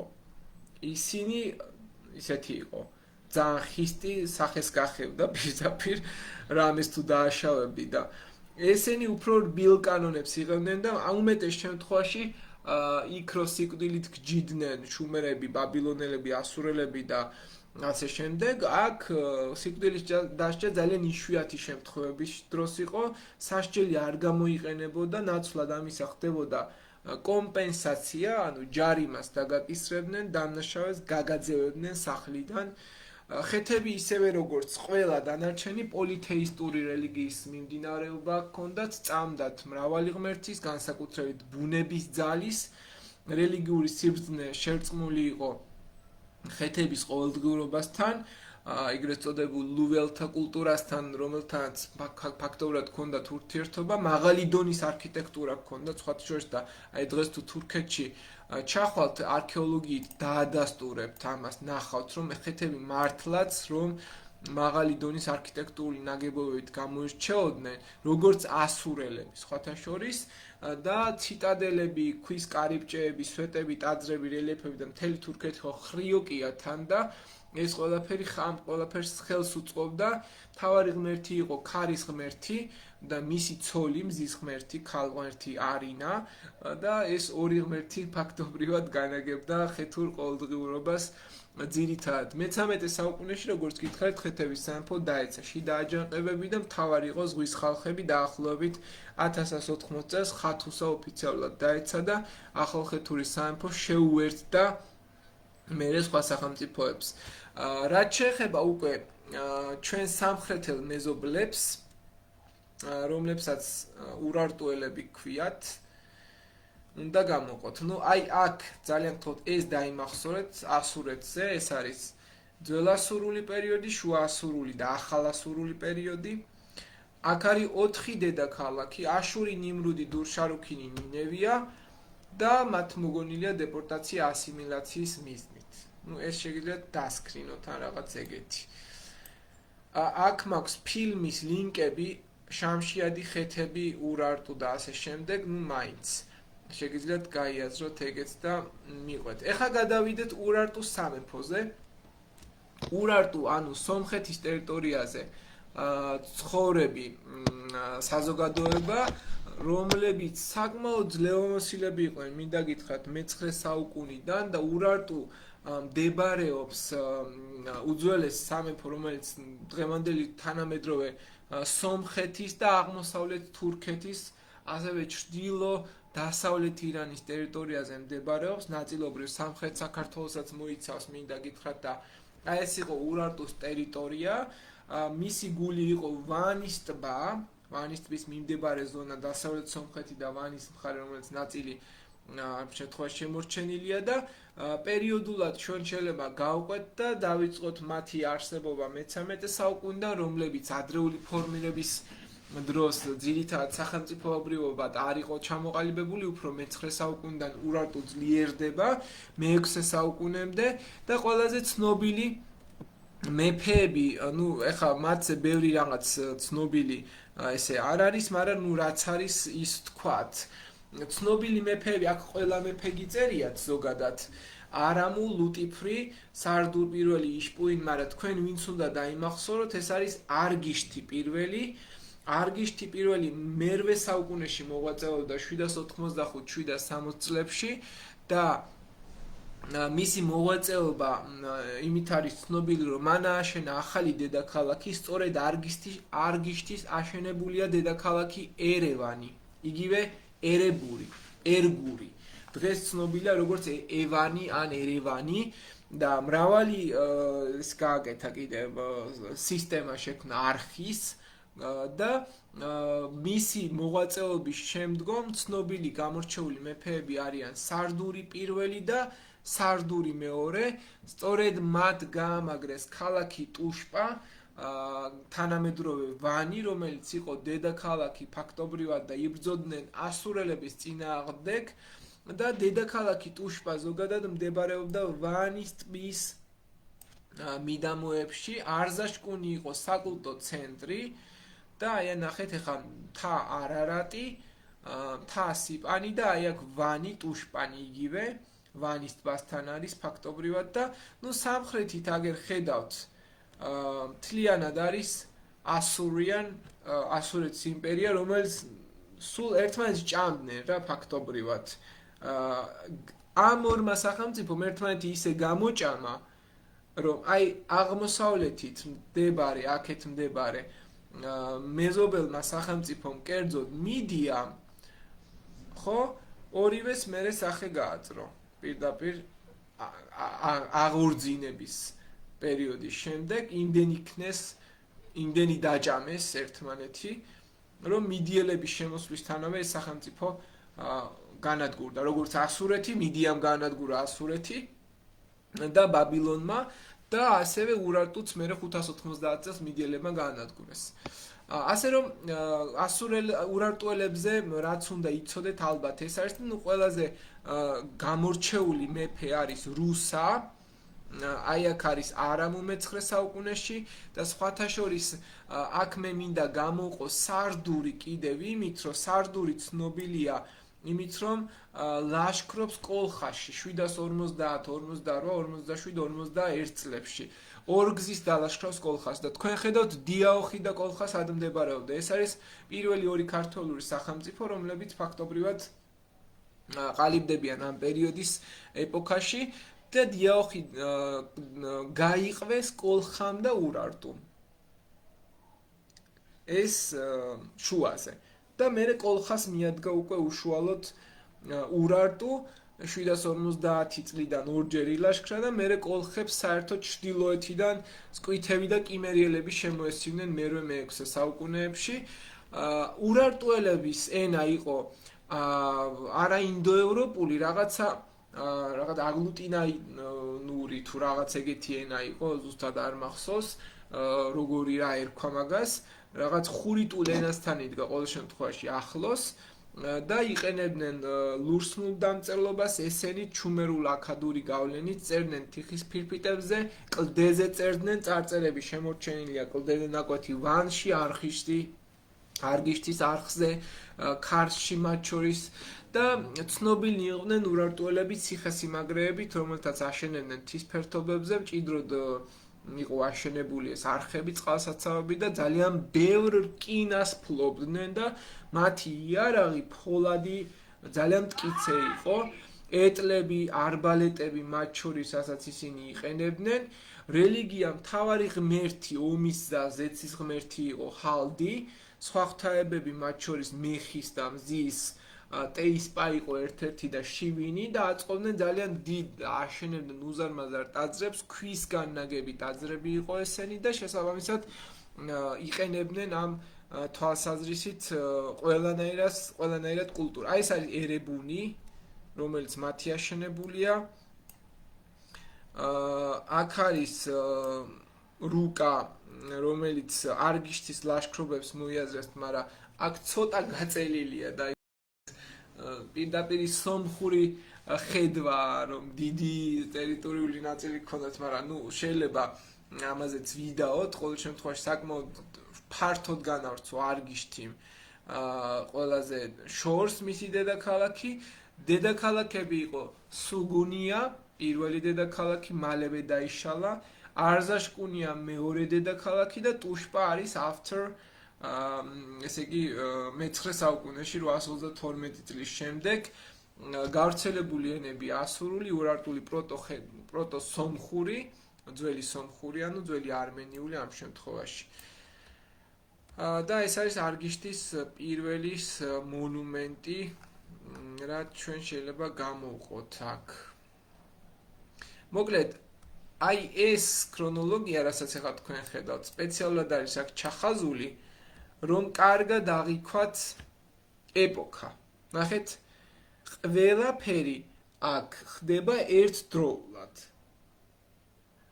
აქ თქვენ ხედავთ დიაოხს და რაღაც პერიოდში მე-13 საუკუნეში, როცა უკვე ახალასურული გაერთიანება იქმნება, ხო? ეს ახალასურული გაერთიანება მთლიანად უპირისპირდება ჩრდილოელ სახელმწიფოებს და ნაირის ქვეყნების ბლოკი, რომელიც ასურულად ნაირია, ასე მოიხსენებდნენ ძველი ასურელები, ძველი წელთაღრიცხვით მე-2000 წლის ბოლოდან ჩამოყალიბდა. ეს არის კავკასიონის სამხრეთი და ანატოლიის აღმოსავლეთით მდებარე მთიან რეგიონში არსებული სამეფო ტომები, რომელიც სამეფო 60-მდე ტომი იყო ფაქტობრივად. ეს არ იყო რაღაცა ცენტრალიზებული სახელმწიფო, არამედ იყო ბლოკი, რაღაცა კონფედერაცია მრავალძალიანი ბატონებით და ტომებით და მეფეებით, რომლებიც ძირითადად იმიტომ შეიქმნენ და გაერთიანდნენ და სავარაუდოა, რომ მასში შედიოდნენ ეს სამი სახელმწიფო, ურარტუ, დიაოხი და კოლხა, რომლებიც ებრძოდნენ ასურეთს. და პირველი მტრები იყვნენ ესენი. და მერე ტიგლათ-ფალასარმა თქვენთვის კარგად და ცნობილმა და საყვარელმა ტიგლათ-ფალასარმა, აი ამ ტიპმა, მე 1012 წელს დიდი ლაშქრობა მოაწყო და ფაქტობრივად მე-13 საუკუნიდან ჯერ ასურულ ტექსტებში იხსენიება ადად ნირნარის პირველის და ტიგლათ-ფალსარ პირველის მმართველობის ეპოქაში, განსაკუთრებით აქტიურია მე-11 საუკუნეებში და მისი მმართველობა ვრცელდება უკვე ასურეთზეც გარკვეულწილად, მაგრამ საბოლოო ჯამში მე-9 საუკუნეში ამ ბლოკის ძირითადი ტომები გაერთიანდნენ და ცალკე ჩამოყალიბდა სახელმწიფო ურარტუ, რომელიც ითვლება ნაირის პოლიტიკურ მემკვიდრედ და სავარაუდოდ დიაოხი და კოლხაც შეიძლება ითქვას, რომ ამ ბლოკში იყვნენ გაერთიანებული, მაგრამ ტიგლათ-ფალსარმა დაასუსტა რა, რაც არ უნდა ვთქვათ და ისქნათ დაასუსტა ნამდვილად. აი თქვენ ხედავთ, აი აქ რუკას ხურიტები რომ აწერია, იგივე ხურიტები ასე ვთქვათ ურარტუელებად შეიძლება ჩვენ მოვნათლოთ რაღაც კუთხით. და რეალურად მე-9 საუკუნიდან თქვენ ხედავთ ურარტუს სამეფოს ჩამოყალიბებას, აი აქ მე-7 საუკუნეებში და ამავე დროს ჩვენ კოლხა და დიაოხი ცალკე სახელმწიფოებად გვყავს წარმოდგენილი და სულ ზემოთ ხედავთ სამხედრო ბლოკ ნაირს და 893-დან 605 წლამდე წითელი ხაზით ხედავთ ახალ ასურულ იმპერიას საბოლოო ჯამში. თვითონ ეხა გადავიდეთ დიაოხზე, ვინაა დიაოხი, რა საზოგადოებას ეკუთვნის ზოგადად ეს კოლხა და დიაოხი, პირველი ქართული სახელმწიფოები, რომლებიც ჩამოყალიბდა. აი თქვენ ხედავთ ნაირი ვინ იყო და რა იყო, სად მდებარეობდა ნაირის ქვეყანთა ბლოკი, კოლხა, დიაოხი აქ იყო ჩართული მთლიანად და მათ შორის ურარტუ და ტიგლათ-ფალსარმა ეს სახელმწიფოები გაანადგურა. ნაირის ბლოკიდან დიაოხის სამეფოდან ჩვენ გვყავს ცნობილი სამი მეფე. ეს სამი სახელი დაიმახსოვრეთ ძალიან გთხოვთ. სიენი, ასია, უტუფურსი, ასია, სიენი, უტუფურსი, სიენი, ასია, ასე იმეორეთ ერთი კვირა და გამახსოვრდებათ. დილას ადექით ასია, სიენი, უტუფურსი, სიენი, ასია, ასია, სიენი და ასე. ეს სამი სახელი აუცილებლად გაგახსენდებათ, არც მეტი, არც ნაკლები და ეხა წლებს არავინ არ შეგეკითხებათ, მაგრამ ვიცოდეთ, რომ სიენი იყო ნაირის ბლოკის დროს ერთ-ერთი გამორჩეული მეფე, რომელიც დაიმორჩილა, ტყვედ ჩაიგდო ტიგლათ-ფალასარმა, წაიყვანა და მორჩილების პირობა დაადებინა. ასია მე-10 საუკუნეში გვყავს მოხსენებული ერთ-ერთ ასურულ ურარტულ წყაროზე, კედელზე და უტუფურსი ბოდიშით, ხო, უტუფურსია, რომელიც ასევე დაიმორჩილა ამ შემთხვევაში ურარტუს მეფე არამუმ და კლდეზე ამოკვეთა მისი სახელი. ამიტომ გვყავს ჩვენ სახელი ასე ვიცით. სამი სახელი ქვია დიაოხი, რომელსაც ეძახდნენ ამ შემთხვევაში ბერძნები, ბერძნულად წარმოშობილი სიტყვა უფრო ზუსტად რომ ვთქვათ, ტაოხი, ბერძნებს დიდად შეხება არ ჰქონდათ მათთან, მაგრამ ეს სახელი ასე მომდინარეობს. ტაოხი და დაიაენი მათ შორის მე-2000 წლების მიწურულიდან ჩამოყალიბებული სახელმწიფო, რომელიც ფაქტობრივად არის მეგობრებო ტაოკლარჯეთი რა, დღევანდელი თურქეთის აღმოსავლეთ ნაწილი, შავშეთ არტაანი, რომელიც არსებობს. და აქვე არის კიდე ერთი სახელმწიფო, რომელიც არის კოლხა. აი აქ ხედავთ ნაირის ქვეყნების სახელებს. თუმე, თუნუბე, თუალი და ასე შემდეგ სახელები გაერთიანებული, დამორჩილებული. დიაოხი და კოლხა მე-13 საუკუნეში ჩამოყალიბებული სამეფოები. ქართლური სახელმწიფოებია, რომლებიდანაც ყველაზე პირველი განადგურდა დიაოხი მე-8 საუკუნის 60-იანი წლებიდან და მერე ამას მიჰყვა კოლხაც მე-7 საუკუნიდან. ამ შემთხვევაში ეს სამეფოები ფაქტობრივად არის ჭოროხისა და ჭოროხის მიდამოებში არსებული სახელმწიფო, განსაკუთრებით დიაოხი და ამ კუთხით შეიძლება ითქვას, რომ ასურეთმა ისე დაასუსტა დიაოხი, რომ ურარტუს გაუმარტივდა დიაოხის დამორჩილება და თან ჩრდილოეთიდან კოლხა ებრძოდა და კოლხა მერე კოლხეთად ჩამოყალიბდა და მერე საერთოდ ეგრისად ჩამოყალიბდა. მაგრამ აქ რაც უნდა გამოვკვეთოთ, კოლხებს ასევე ავიწროებენ მე-7 საუკუნეში იმის გარდა, რომ სამხრეთიდან ურარტუ ებრძვის, სკვითები და კიმერიელები. ეს არის შავი ზღვისპირა სახელმწიფო, რომელიც არ იყო ცენტრალიზებული, რაც ყველაზე ცუდია. აი ცენტრალიზებული სახელმწიფოები უფრო დიდხანს ძლებენ და ეს იყო რაღაცა კონფედერაციული ტიპის, ისევე როგორც დიაოხი, გაერთიანება, ტომობრივი გაერთიანება, რომელიც რამდენიმე გავლენიანი ცენტრით იყო ცნობილი. ეს არის მაგალითისთვის გამოკვეთოთ აია, რომელიც დაიმორჩილა კიდეც სხვათა შორის ურარტუს სამეფომ. აი ნახოთ კოლხეთის დრუკა. და აი ეს არის უკვე სარდურ მეორის ლაშქრობა. აქ თქვენ ხედავთ, რომ აღარ არის დიაოხი, გამქრალია უკვე და დამორჩილებულია და აიას ხედავთ რელიგიურად და კულტურულ-ეკონომიკურ ცენტრს, რომელიც ფაქტობრივად დაიმორჩილა. კოლხები იყვნენ ცნობილი ლითონის დამუშავებით. ერთ-ერთი უძველესი ცენტრი კოლხებისთვის იყო სწორედ აია და ასევე ცნობილი ტომები იყვნენ ხალიბები და მათ ჰქონდათ ძალიან მჭიდრო ურთიერთობა ბერძნებთან, ფრიგიელებთან, ურარტუელებთან და ზღვაოსნობითაც იყვნენ განთქმულნი მათ შორის და კერამიკული კულტურით. და აიას ზოგადად ბერძნები უწოდებენ ენგურს. ენგურის აუზია ფაქტობრივად ციხეგოჯი, ციხეგორები, რომელიც ამ შემთხვევაში არსებობდა და ეს სახელმწიფო იყო ერთი საკმაოდ ძლიერი რაღაც პერიოდი სამეფო, როგორც ასეთი. მეფე ედგა სათავეში, რომელიც ძირითადად მე-7 საუკუნიდან გვხვდება, მაგრამ მანამდე ტომთაბელადი ედგა. არისტოკრატიული წარმონაქმნის იყო, ხალიბებზე ვთქვი, სარდური, რომელიც ლაშქრობს, დაიმორჩილებს სარდურ მეორე კოლხეთის სამეფო ქალაქ ილდამუშას და სკვითები და კიმერელების შემოსევების შედეგად საბოლოო ჯამში ეს სამეფო განადგურდება და ეს არის კოლხური ცული, რომელიც ასევე ცნობილია ამ კონტექსტის გათვალისწინებით. კარგი, რამე კითხვა თუ გაქვთ ახლა გისმენთ?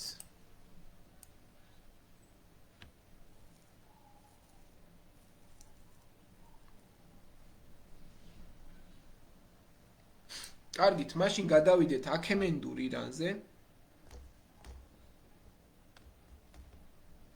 აქემენიანთა ირანი.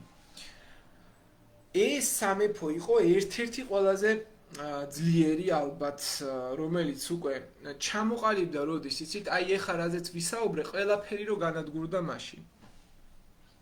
აქ ასურეთიც რო გაქრა, ურარტუც გაქრა, დიაოხი კოლხა, მათ შორის დასუსტებულია უკვე, მიდია, რომელიც საკმაოდ ძლიერია და ეს მიდიაც განადგურდება უკვე ძველი წელთაღრიცხვით 550 წელს მიდიის იმპერიას აუჯანყდება ამ შემთხვევაში კიროს მეორე დიდი, კიროსი, რომელიც ამ შემთხვევაში ახერხებს და იპყრობს მიდიის დედაქალაქ ეკბატანას, ჩამოაგდებს ტახტიდან მიდიის მეფე კიაქსარს და კიროს მეორე დიდი 558 წლიდან 530 წლამდე პერიოდში შექმნის სახელმწიფოს.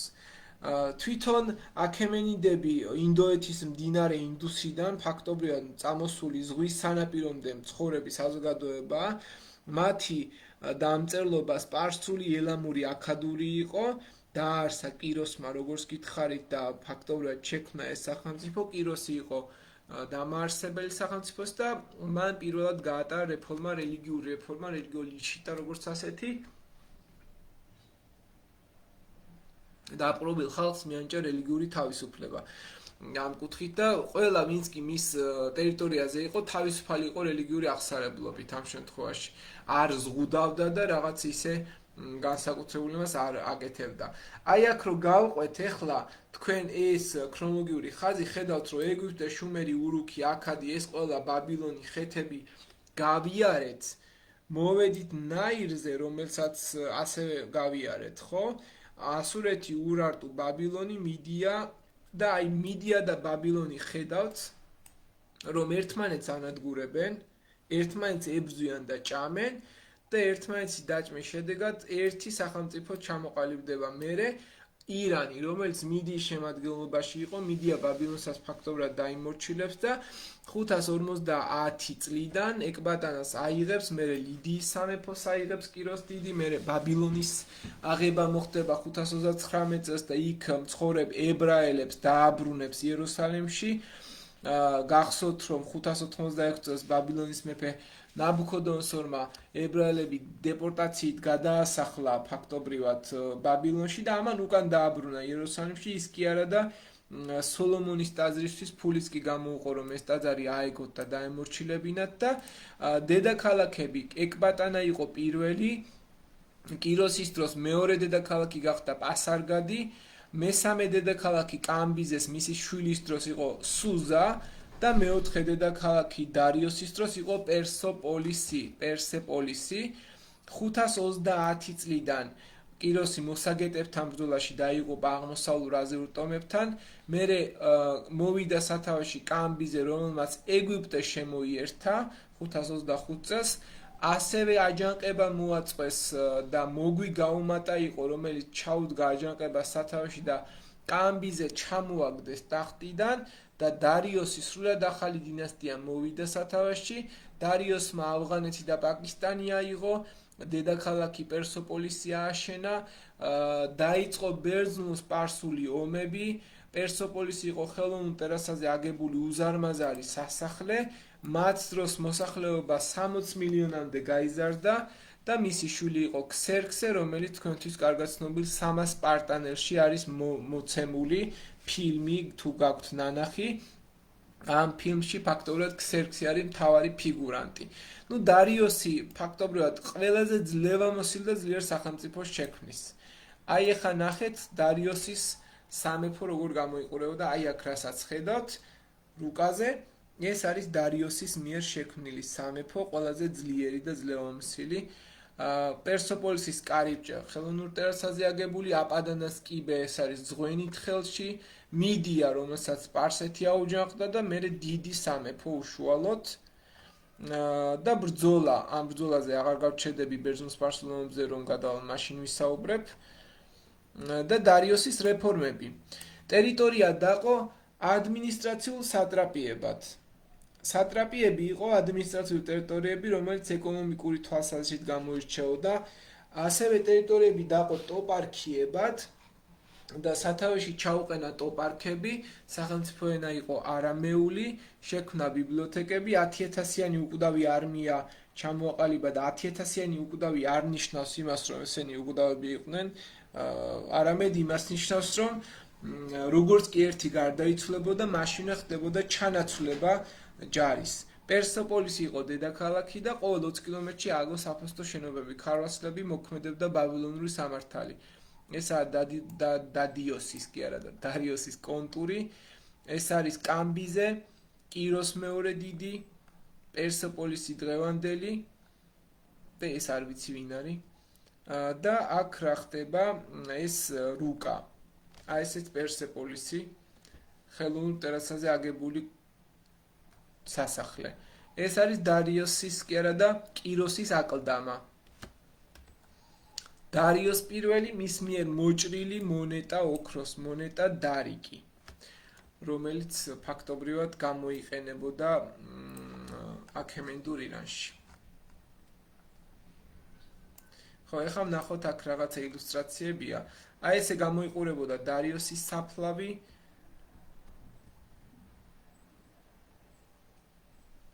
ესაა სატრაპიებად დაყოფილი ტერიტორიული ნაწილები, 20 სატრაპია იყო. ლიდიის მეფე კროისოსი, რომელიც ყველაზე მდიდარი სამეფო იყო. ეს არის ბეჰისტუნის წარწერა, რომლიდანაც ძალიან ბევრ რამეს ვიგებ და სენ ჰენრი როულენსმა გაშიფრა ბრიტანელმა სამხედრო მკვლევარმა მე-19 საუკუნეში ეს წარწერა. ხო. კარგით, კითხვები გაქვთ ამ ნაწილიდან?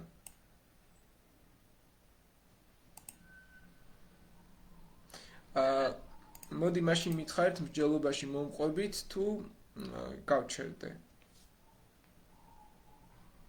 ამ წარწერაზე უბრალოდ რა არის გამოსახული ან რა წერია, რა გითხარით ეგ? ზოგადად წერია დარიოსის რეფორმები, ვინ იყო დარიოსი, რას აკეთებდა. აღწერილია მისი რაღაცა შესრულებული მეფობის უმნიშვნელოვანესი მოვლენები, მოკლედ. რაც მან გააკეთა.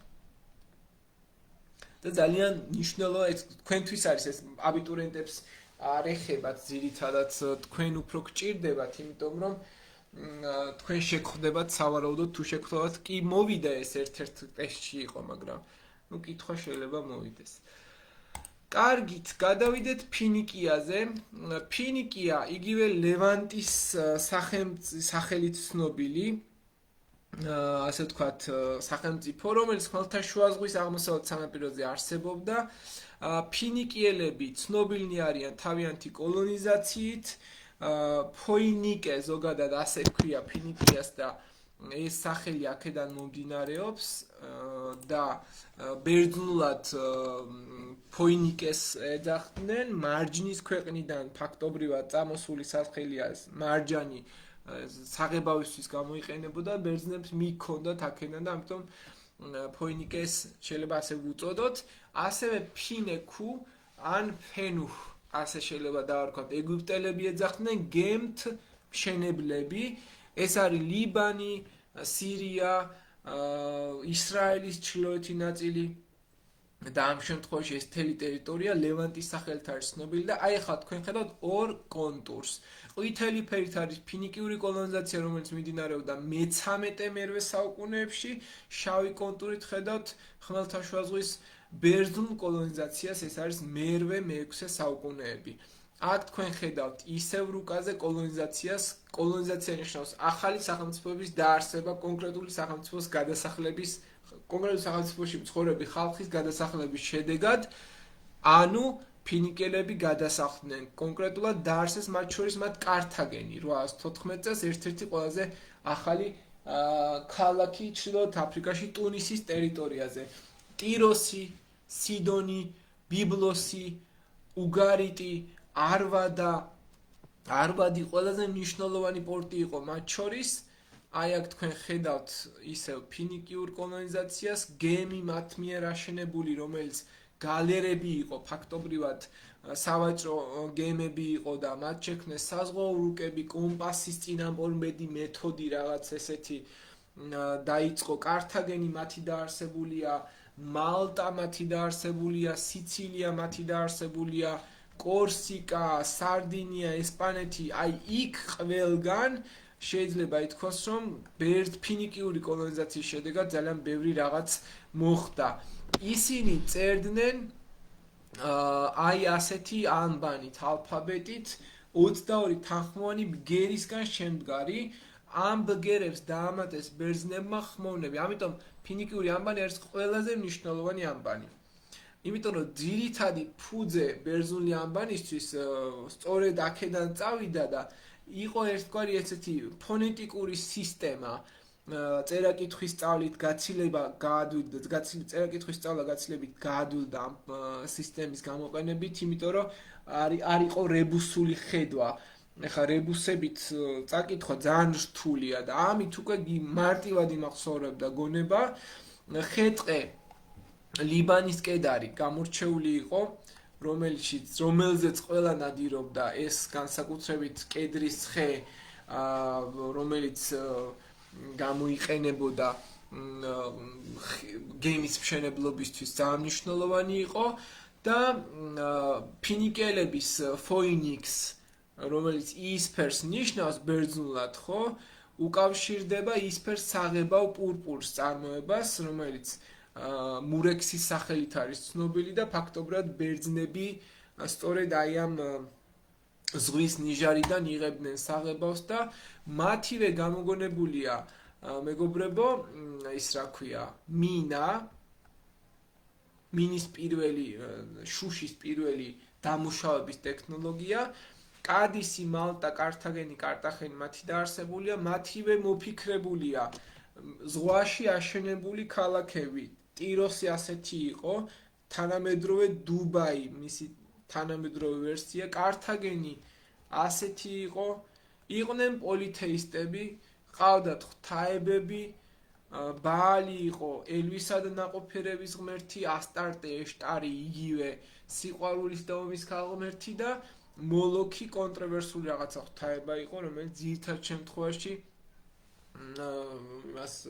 მას წირავდნენ ხოლმე ადამიანთა მსხვერპლს. და ბერძნულ მითოლოგიაში ფინიკიელი პრინცესა თუ გახსოვთ ის რო იყო, რა ქვია, რა ერქვა იმას კაცო? ევროპე, ხო? ევროპე სწორედ ხდება სახელი ევროპას წარმომავლობის წყარო. ფინიკიაში, მოკლედ, ფინეოს, ფენუხ, გემჩენებელი, ასე დაიმახსოვრეთ, ეს 4 ძირითადი რაღაც და არქივები, კნოსოსი, პილოსი, მასზე ფინიკიელები მე-15-14 საუკუნეში როგორც ასეთი იხსენიებიან უკვე. ეს არის გემი ფინიკიური. კარგით, კითხვა გაქვთ აქ რამე?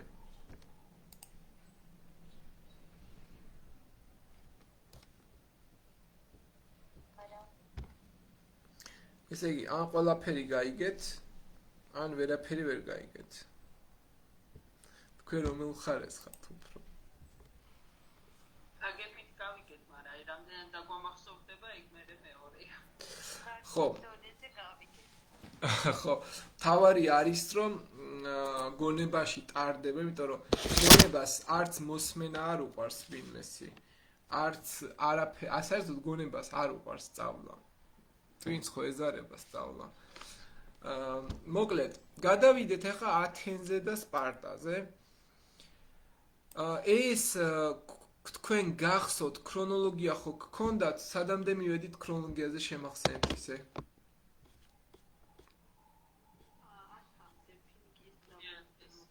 ხო, აი გახსოვთ იქ რომ მეგიხსენით მიკენურ ეპოქას, როცა უკვე მოხდა ბერძენთა მიგრაცია, ეს დორიელებისა და იმების, რა ქვია, იონიელების ჩამოსახლება, აი პერიოდი განსაკუთრებით გამოსაყოფია, იმიტომ რომ ამ პერიოდში დაიწყო როგორც ასეთი უშუალოდ დაიწყო რა, ის რომ ჩამოსახლდნენ პელოპონესის ნახევარკუნძულზე და ატიკაში და მოხდა მათი ცალ-ცალკე სახელმწიფოებად ჩამოყალიბება. მაგრამ სანამ ამას მივყვებით, ხო, ჯერ უნდა განვიხილოთ უშუალოდ ეს სახელმწიფოები როგორც ასეთი, საიდან იწყებს აღორძინების ხანას, ვინ არიან ესენი, აი საიდან ჩამოყალიბდნენ და ალბათ თუ მივყვებით ერთ-ერთ ყველაზე ძველ პერიოდს, აქ უნდა გამოვყოთ უშუალოდ ძველი ბერძნული მითოლოგია, ხო? ტროას ომთან დაკავშირებული სამყარო და მინოსური კულტურა. მაგრამ აი ჩვენ გვაქვს ძირითადად აი სამი ეტაპი. ეს არის მინოსური პერიოდი, რომელიც აისწავლება და არ სწავლობთ თქვენ. ეს არის 3000 წლიდან 1550 წლამდე პერიოდი და ამიტომ ამბობ, რომ სანამ შუმერებს აღმოაჩენდნენ, ბერძნებს ეგონათ, რომ ისინი იყვნენ პირველები.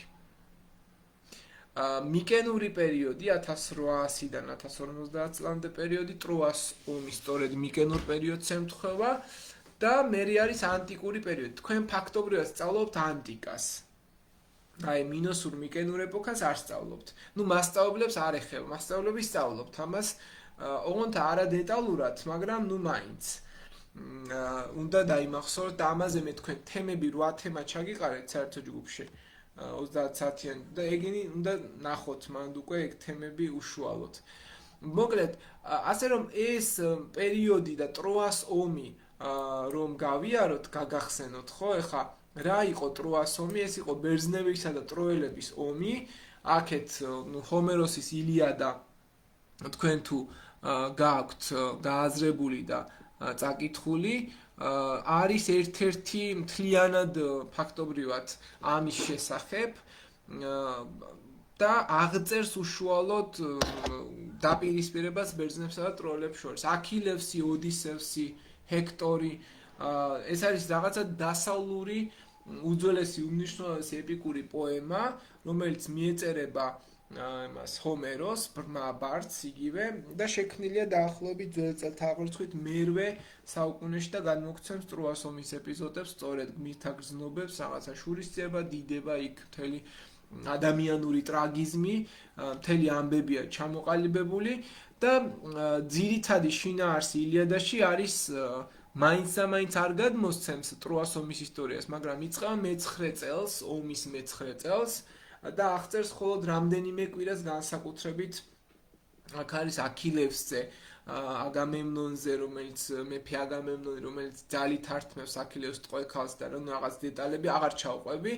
ომის მიზეზი იყო სიყვარულისა და ძმობის ტრობა.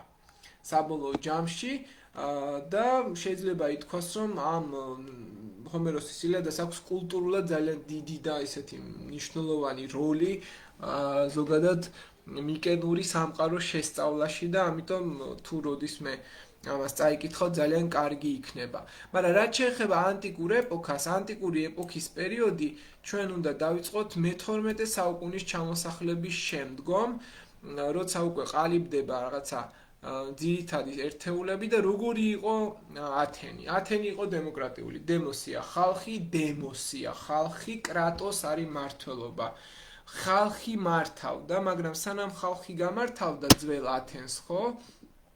უნდა დაიმახსოვროთ და გამოკვეთოთ ის, რომ ათენი სანამ დემოკრატიული გახდებოდა მე-6 საუკუნემდე, ანუ სანამ სოლონი ათენელი არქონტ სტრატეგოსი არ მოვიდოდა და სანამ დრაკონი არ ჩაწერდა პირველ დემოკრატიულ კანონებს, ხო?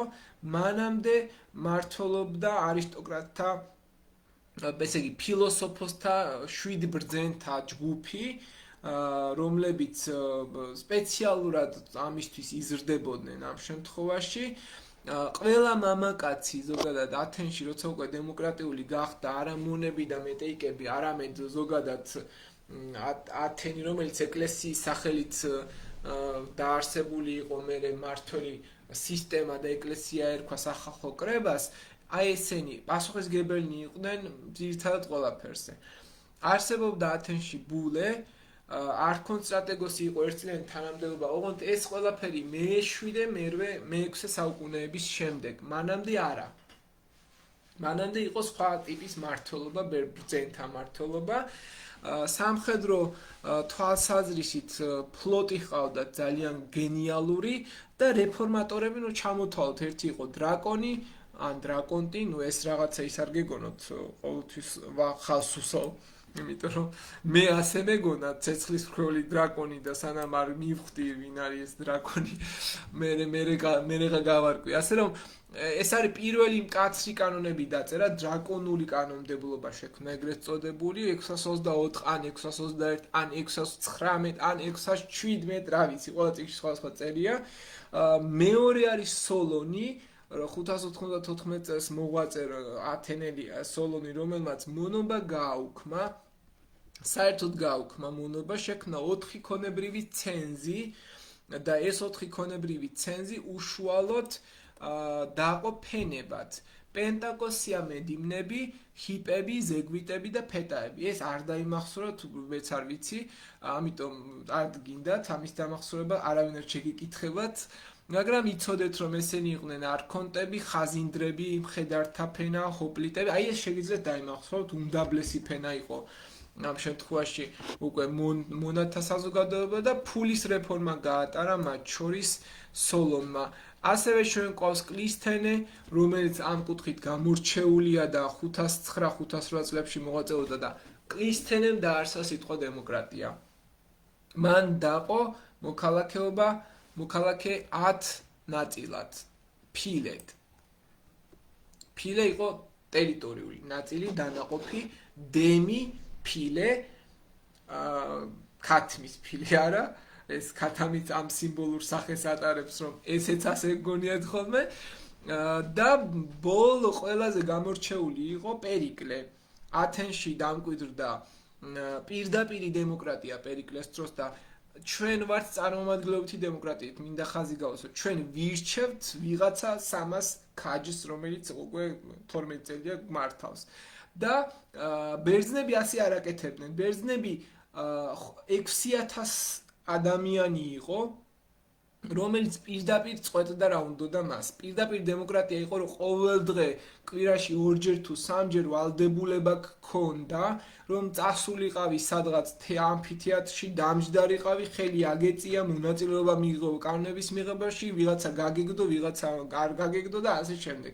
ეს იყო მოქალაქეთა ჩართულობა პირდაპირ პოლიტიკაში და მაგალითად პერიკლე ამის გამო 15ჯერ აირჩეს ზედიზედ ისე მოეწონათ პერიკლე და პერიკლე მივიდოდა თეატრში, დაჯდებოდა, მას ლანძღავდა ვიღაცა 15 წუთი სატირა იყო ან ტრაგედია და მე ადგებოდა და ეს ტაშს უკრავდა და აი ეს არისო დემოკრატია და მთელი სიგიჟე ხდებოდა ათენში.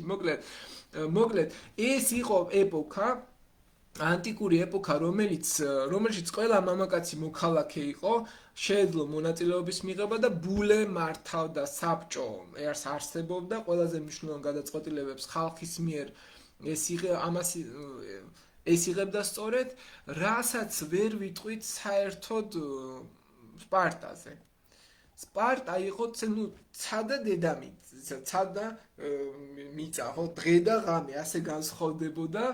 ეხლა რაც დრო გავა და დაღამდება, მეც რაღაცები მეწყება ხოლმე ხანდახან და გაითვალისწინეთ, რომ შეიძლება სხვა სიტყვა ვთქვა და სხვა რამე ვიგულისხმო. კარგი, სპარტა იყო ოლიგარქიული. ესე იგი, ათენია დემოკრატიული, სპარტა არის ოლიგარქიული, სამხედრო ოლიგარქიული წყობა იყო. აქ საზოგადოება ძირითადად ძალიან მკაცრი რეჟიმით ცხოვრობდა, რასაც ათენურ დემოკრატიის ოქროს ხანაზე ვერ ვიტყვით, რომ იქ პერიკლე მე-5 საუკუნეში დემოკრატია, აკროპოლისი, პართენონი, ფილოსოფია, თეატრი, გართობა, დროსტარება, ყველაფერი და სპარტელებს ფულიც კი არ ჰქონდათ, წარმოიდგინეთ, თავისი ფული ჰქონდათ, რომელიც მარტო სპარტაში გამოიყენებოდა და სხვაგან არსად არ გამოიყენებოდა. იმ დროს, როცა ათენს ყავდა სოკრატე, პლატონი, არისტოტელე, ესქილე, სოფოკლე, ევრიპიდე, არისტოფანე, რა ვიცი, ყველა, ვინც კი იყვნენ ფაქტობრივად დრამატურგები, ფილოსოფოსები, ხო, ისტორიოგრაფია, ჰეროდოტე, თუკიდიდე, ქსენოფონტე, ფიდიასი, აკროპოლისი, რაც აიშენეს კიდე ხო იქ ცალკე საკითხია და აკროპოლისის კულტურა ხო მთელი ესეთი სილუეტია ათენური, ეს ლაღი რაღაცა თანამედროვე მაშინდელი სამყაროსთვის მიღწევა იყო, ხო ეს, რასაც ვერ ვიტყვით უშუალოდ სპარტაზე. სპარტა პირქუში, ჩაბნელებული, რაღაცა, რა ვიცი, რა შევა თანამედროვე ისლამური ირანი, აგერ ეხა ნათელი მაგალითია ამისი. ყველაფერი რო შეზღუდული ჰქონდათ ძირითად შემთხვევაში და შესაბამისად ამ თვალსაზრისით უნდა გამოიკვეთოს ის, რომ სპარტა არის რადიკალურად განსხვავებული სახელმწიფო, რომელიც გაჭედეთ მას. დაბრუნდი ხო მგონი. დიახ. სპარტა, რომელსაც ორი მეფე მართავდა, მოსამართლის და მთავარსარდლის ფუნქციებს ითავსებდა, 28 საბჭო, ანუ გერუსია მართავდა და ამ ყველაფერს აკონტროლებდა 5 ეფორის კოლეგია. და საბოლოო ჯამში შეიძლება გამოიკვეთოს, რომ სპარტა იყო მთლიანად ოლიგარქიული სამხედრო სახელმწიფო მოწყობით, ტიპური მაგალითი, რომელშიც მოსახლეობა კაცრად იყოფოდა ჯგუფებად და ძირითადი დაყოფა იყო სპარტიატები, რომლებიც იყვნენ სრული მოქალაქეები, პეიეკები, რომელიც თავისუფალი და პოლიტიკური უფლებების გარეშე მყოფი ვაჭრები, ხელოსნები იყვნენ. მერე ყველაზე დაბალი ფენა იყო ხელოტები. ეს არის მონათა ტიპი, იგივე მესენელები და დაქვემდებარებული ხალხი, პოლიტიკური სტრუქტურა ეფორები, რომლებიც უმაღლესი ზედამხედველობის ჯგუფი იყო და ფაქტობრივად ეს განაგებდა, ეფორთა კოლეგია განაგებდა ფაქტობრივად ყველაფერს აკონტროლებდა, ყოველწლიურად ირჩევდნენ, მათ შორის გერუსია 28 მოხუცი პლუს 2 მეფე. 60 პლუს უნდა ყოფილიყავი, რომ შენ გერუსიაში საბჭოში აერჩიე ვინმეს, 60 წელს გადაცილებული თუ არ იქნებოდი, შენი ფეხი არ იქნებოდა გერუსიაში, არაფერი არ იყავი, ფაქტობრივად იყავი უბრალოდ მურჩილი კონკრეტული სტრუქტურისა და ეს შეიძლება აქ გამოიკვეთოს. ორი მეფე, რომელიც არჩეული დინასტიიდან იყო სამხედრო და რელიგიური ფუნქციით აღჭურვილი და ეხლა სიგიჟე ის იყო, რომ სპარტა იყო მილიტარისტული და წვრთნები და ვალდებულებები ჰქონდა ყველას. 7 წლის ასაკიდან მიჰყავდათ აგოგეში, სპარტელი ბიჭები, ეს არის სამხედრო სკოლა, რომელიც არის რა ვიცი, ცოცხალი ესეთი მოსიარულე მანქანები, სიკვდილის მანქანებს გამოჰყავდათ იქედან, იზრდებოდნენ მორჩილებაში, გამძლეობაში, სრულ მოქალაქეობას სპარტელი არ იღებდა დაბადებიდან, ანუ შენ მოქალაქე არ იყავი. 30 წლის რო გახდებოდი, მერე ხდებოდი მოქალაქე, ამასაც თუ დაიმსახურებდი და 30 წლიდან 60 წლამდე ვალდებული იყავი გემსახურა ჯარში. და ეს აღზრდის წესები სპარტაში არ არსებობდა არც ხელოვნება, არც ფილოსოფია, არც განათლება, არც გარდა ფიზიკური მომზადებისა, მორჩილება, სიმამაც, ეს იყო მთავარი ორი ღირებულება. ქალებს უფრო მეტი თავისუფლება ჰქონდათ ამ თვალსაზრისით, ქალები ფლობდნენ ქონებას, ფიზიკურ ცნაში მონაწილეობდნენ და ძალიან დიდი პატივით იყვნენ ქალები ამ კუთხით. და შესაბამისად სპარტელი მეომრები იყო ალბათ ყველაზე ისეთი ფუნქციური სახე, რაც ჩვენ შეიძლება გამოვკვეთოთ ამ სპარტული სამხედრო ოლიგარქიული წყობისა. ვინ ეს სიგიჟე შექმნა, ხო და დაფი ვინ? ვის მოაფიქრდა? ლიკურგეს. ეს არის სპარტელი ფილოსოფოსი მე-9 საუკუნეში. ეს არის უნიკალური, მკაცრი, სახელმწიფოზე ორიენტირებული სისტემური მოდელი, რომელიც მიზნად ისახავდა იდეალური მებრძოლის და მოქალაქის შექმნას. და ეს პრინციპი იყო სახელმწიფო პრიორიტეტია საკუთარ თავზე მაღლა უნდა დაგეყენებინა. ძირითადი იყო ის, რომ ბავშვები ეკუთვნოდნენ სახელმწიფოს. შენ ბავშვი არ არსებობდა. ჩემი ბავშვი და ჩემი კი არ არის. ეს მთლიანად ეკუთვნოდა ამ შემთხვევაში სახელმწიფოს. და არა მოზარდი ოჯახს არ ეკუთვნოდა, ამიტომ მათი აღზრდა სახელმწიფოებრივად კონტროლდებოდა და დაბადებულ ჩვილებს ამოწმებდნენ სახელმწიფო მოხელეები. წარმოიდგინეთ, გერუსია გამოწმებდა, როგორი ბავშვი დაიბადებოდი და თუ ჩვილი სუსტი იყო ან მცირედი ფიზიკური დარღვევა ჰქონდა, პირდაპირ კაიდასი, всё, კლდიდან გადაგდება, ტაიგოძეს მთაზე გავიყვანდნენ, გადაგაგდებდნენ იქედან. ამის სპარტელებისთვის არ არსებობდა შეშიმო პირი. შეზღუდული შესაძლებლობის მქონე პირებს პირდაპირ ისვრიდნენ კაიდასის, ანუ ტაიგეტოს მთიდან და ეს იყო ალბათ ყველაზე მძიმე სანახაობა მშობლისთვის. რასაკვირველია, 7 წლის ასაკის ბავშვებზე თქვი, რომ მიყავდათ ცრნებზე, 12 წლიდან მკაცრდებოდა და შიშვლად იწვრთნებოდნენ. არ ეცვათ ტანსაცმელი, უფლებას არ აძლევდნენ კომფორტზე, ფაქტობრივად სახლიდან მიყავდათ სადღაც ბანაკში და საერთოდ ყურადღებას არავინ არ აქცევდა. ტაქტიკა, ომის სიმულაცია, ეს იყო მათი ყოველდღიური წვრთნა, შიმშილი, მრისხანება, გამძლეობა, სიბნელეში ყოფნა, ავიძაღლი ხო გინახავთ როგორია. აი ესეთი იყო ფაქტობრივად სპარტელი 12 წლის, ესე იგი 14-18 წლის მოზარდი. ასეთი იყო ამ თვალსაზრისით.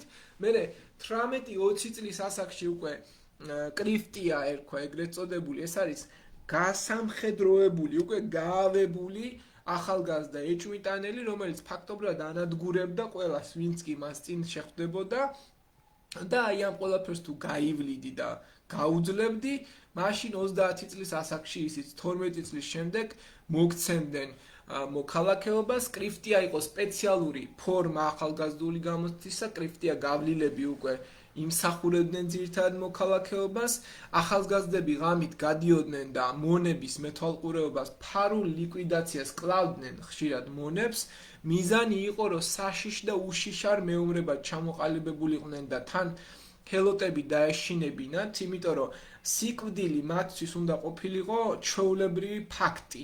ანუ შიში არ უნდა, პდები არ უნდა ყოფილიყო, ამიტომ მონებს ხშირად ისე სიკვდილით კლავდნენ, ჩეხავდნენ და ანაკუწებდნენ ჰელოტებს, რომ ეს სიკვდილის განცდა მთლიანად გაუფასურებულიყო, ადამიანური გრძნობა საერთოდ დაკარგულიყო, იმდენად საშიშ არსებებად იქცეოდნენ და რა განსაკუთრებია ახლა სამას სპარტანელი, რომ ასეთი იყო და იმდენ ადამიანს გაუძლო, ბუნებრივად მოცემული ის არის. ასე რომ ეს იყო სპარტელი კაცი.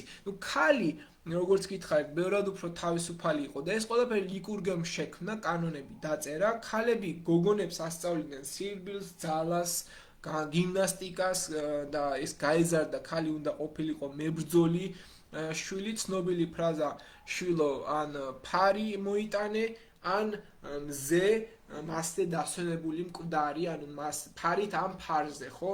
ან ფარზე დასვენებული ჩამოხვალ, სახლში ამ ფარით ხელში დაბრუნდები. ქალების ძირითადი ის იყო ზნეობა, მოკრძალება, მოუთმენლობა ფუფუნებისადმი, ეს მათი ძირითადი мотиваცია იყო, საზოგადოებრივი სარგებელი. ქალი ზრუნავდა არა ოჯახისთვის, არამედ სახელმწიფოს რა უნდა და მერე ოჯახს, კოლექტიური პასუხისმგებლობა, ინდივიდუალური თავისუფლება. ეს არის სუფთა კომუნისტური წყობა.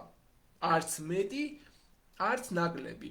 მარტივად რო აგიხსნათ ამ შემთხვევაში, ამიტომ სპარტული სიმტკიცე ნამდვილად ისეთია და ლიკურგემ სხვათა შორის ერთ-ერთი წყარო არსებობს, სადაც წერს, რომ ლიკურგემო დაწერა კანონებიო, სპარტელებს ფიცი დაადებინაო და მერე გაიქცა და თავი მოიკლა და ესე შეუთვალა, სანამ მე არ დაბრუნდები, მანამდე ეს კანონები აღასრულეთ და როცა მე დაბრუნდები, შეგიძლიათ შეცვალოთო. და წავიდა მერე და თავი მოიკლაო, რომ კანონები აღარ შეეცვალათო და ფაქტობრივად 500 წელიო სპარტელები მერე ამ კანონებს ასრულებდნენ და ბოლოს ხა შეცვალეს. ეს იყო ძირითადი პრინციპი, რაც შეიძლება ითქვას გამოყოფილი. ამიტომ აი აქ ხედავთ პოლისი როგორი იყო, ხელისუფლება, კანონი, ჯარი, მონეტა, აქ არის გერუსია და 5 ეფორის კოლეგია, რომელიც აკონტროლებდა გერუსიას, სპარტელი ჰოპლიტები.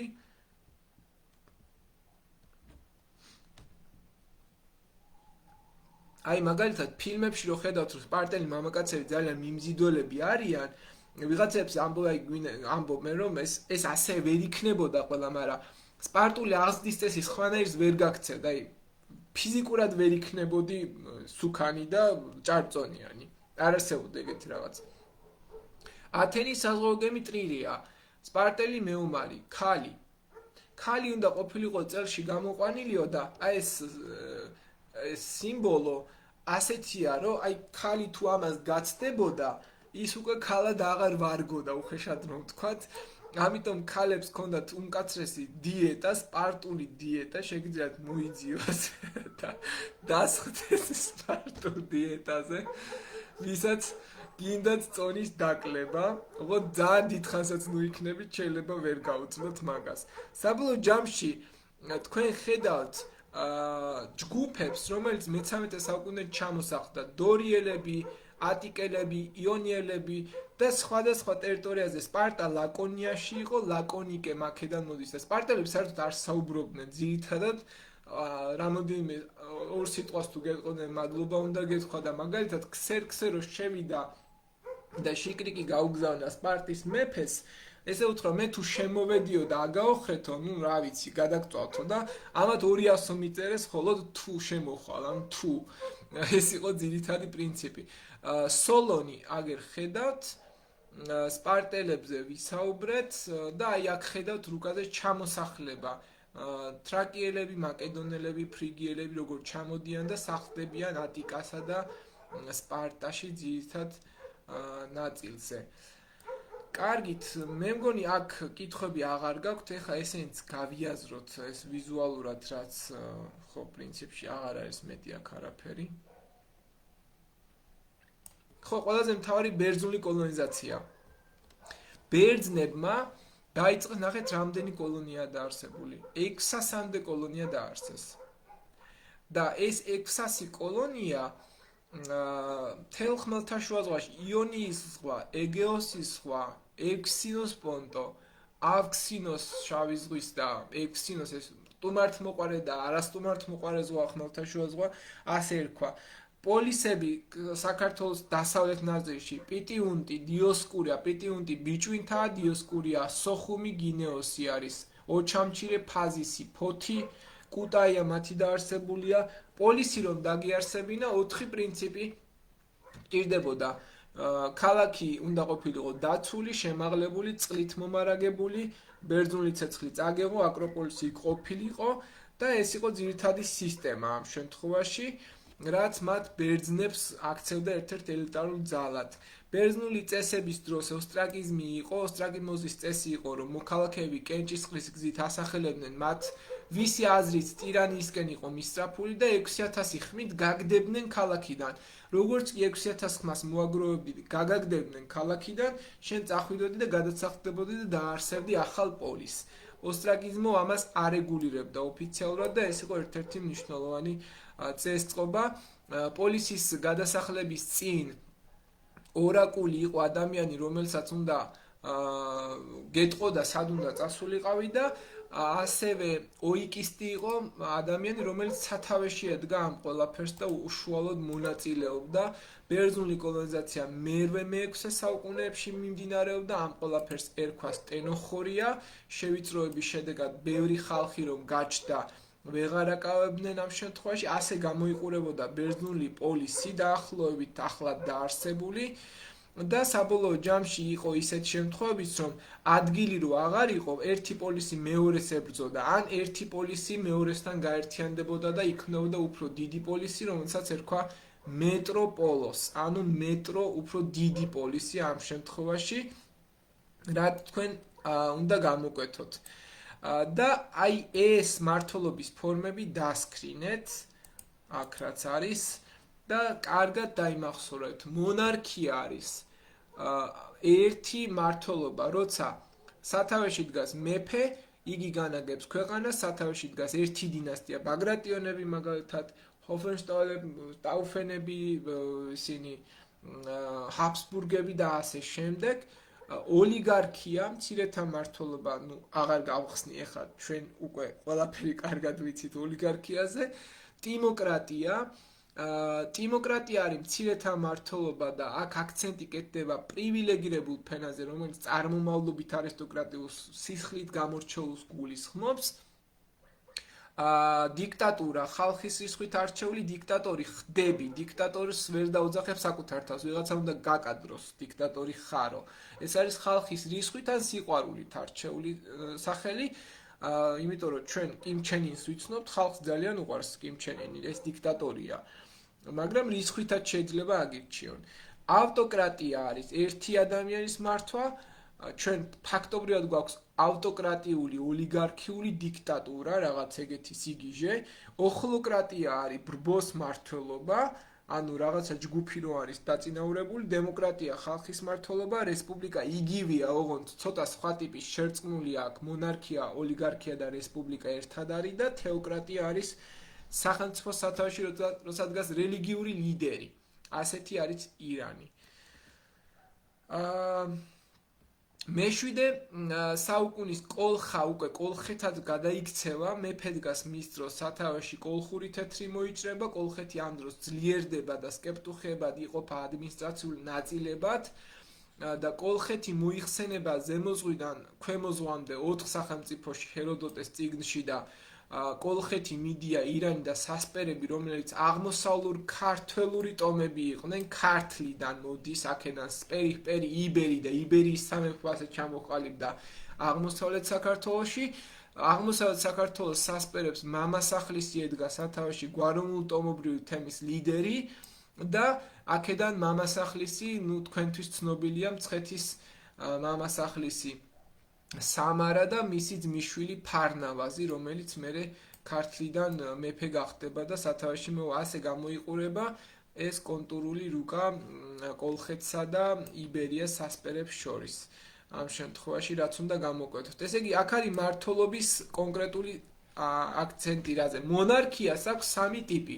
აბსოლუტური მონარქია, მაგალითად ლუდოვიკ მე-14, კონსტიტუციური მონარქია, შეზღუდული ძალაუფლებით მეფე ყავს, მაგრამ ასეთია ინგლისი და თეოკრატიული მონარქია, როცა შენ ყავს მეფე, თან რელიგიური ლიდერია ეს. მაგალითად თეოკრატიული მონარქია შეიძლება პაპის ძალაუფლება მეტწილად წარმოვიდგინოთ. რესპუბლიკას აქვს სამი პრინციპი: საპრეზიდენტო რესპუბლიკა, როცა პრეზიდენტი გმართავს, მაგალითად მიხეილ სააკაშვილი ასეთი იყო, საპარლამენტო დღეს ვართ წესით და რიგით და შერეული ნიშნავს, რომ პრეზიდენტი და პარლამენტი თანაბრად იყოფენ ძალაუფლებას. ოლიგარქია, დემოკრატია, თქვით, თეოკრატია, ასევე ტირანია და დესპოტიზმი, ესეც არის უკიდურესი ძალადობრივი ფორმა, დიქტატურა ხალხის რისხვით არჩეული, ავტოკრატია, რუსეთი მაგალითად, პლუტოკრატია არის ამ შემთხვევაში მმართველობის ისეთი ფორმა, როცა არჩეული არის ძირითადად ძალაუფლება მმართველობის ფონად ძალა და გავლენა, გადაწყვეტილების მიღება ეკუთვნის უმდიდრეს ფენას, ყველაზე მდიდარ ფენას, ვისაც ბევრი ფული აქვს.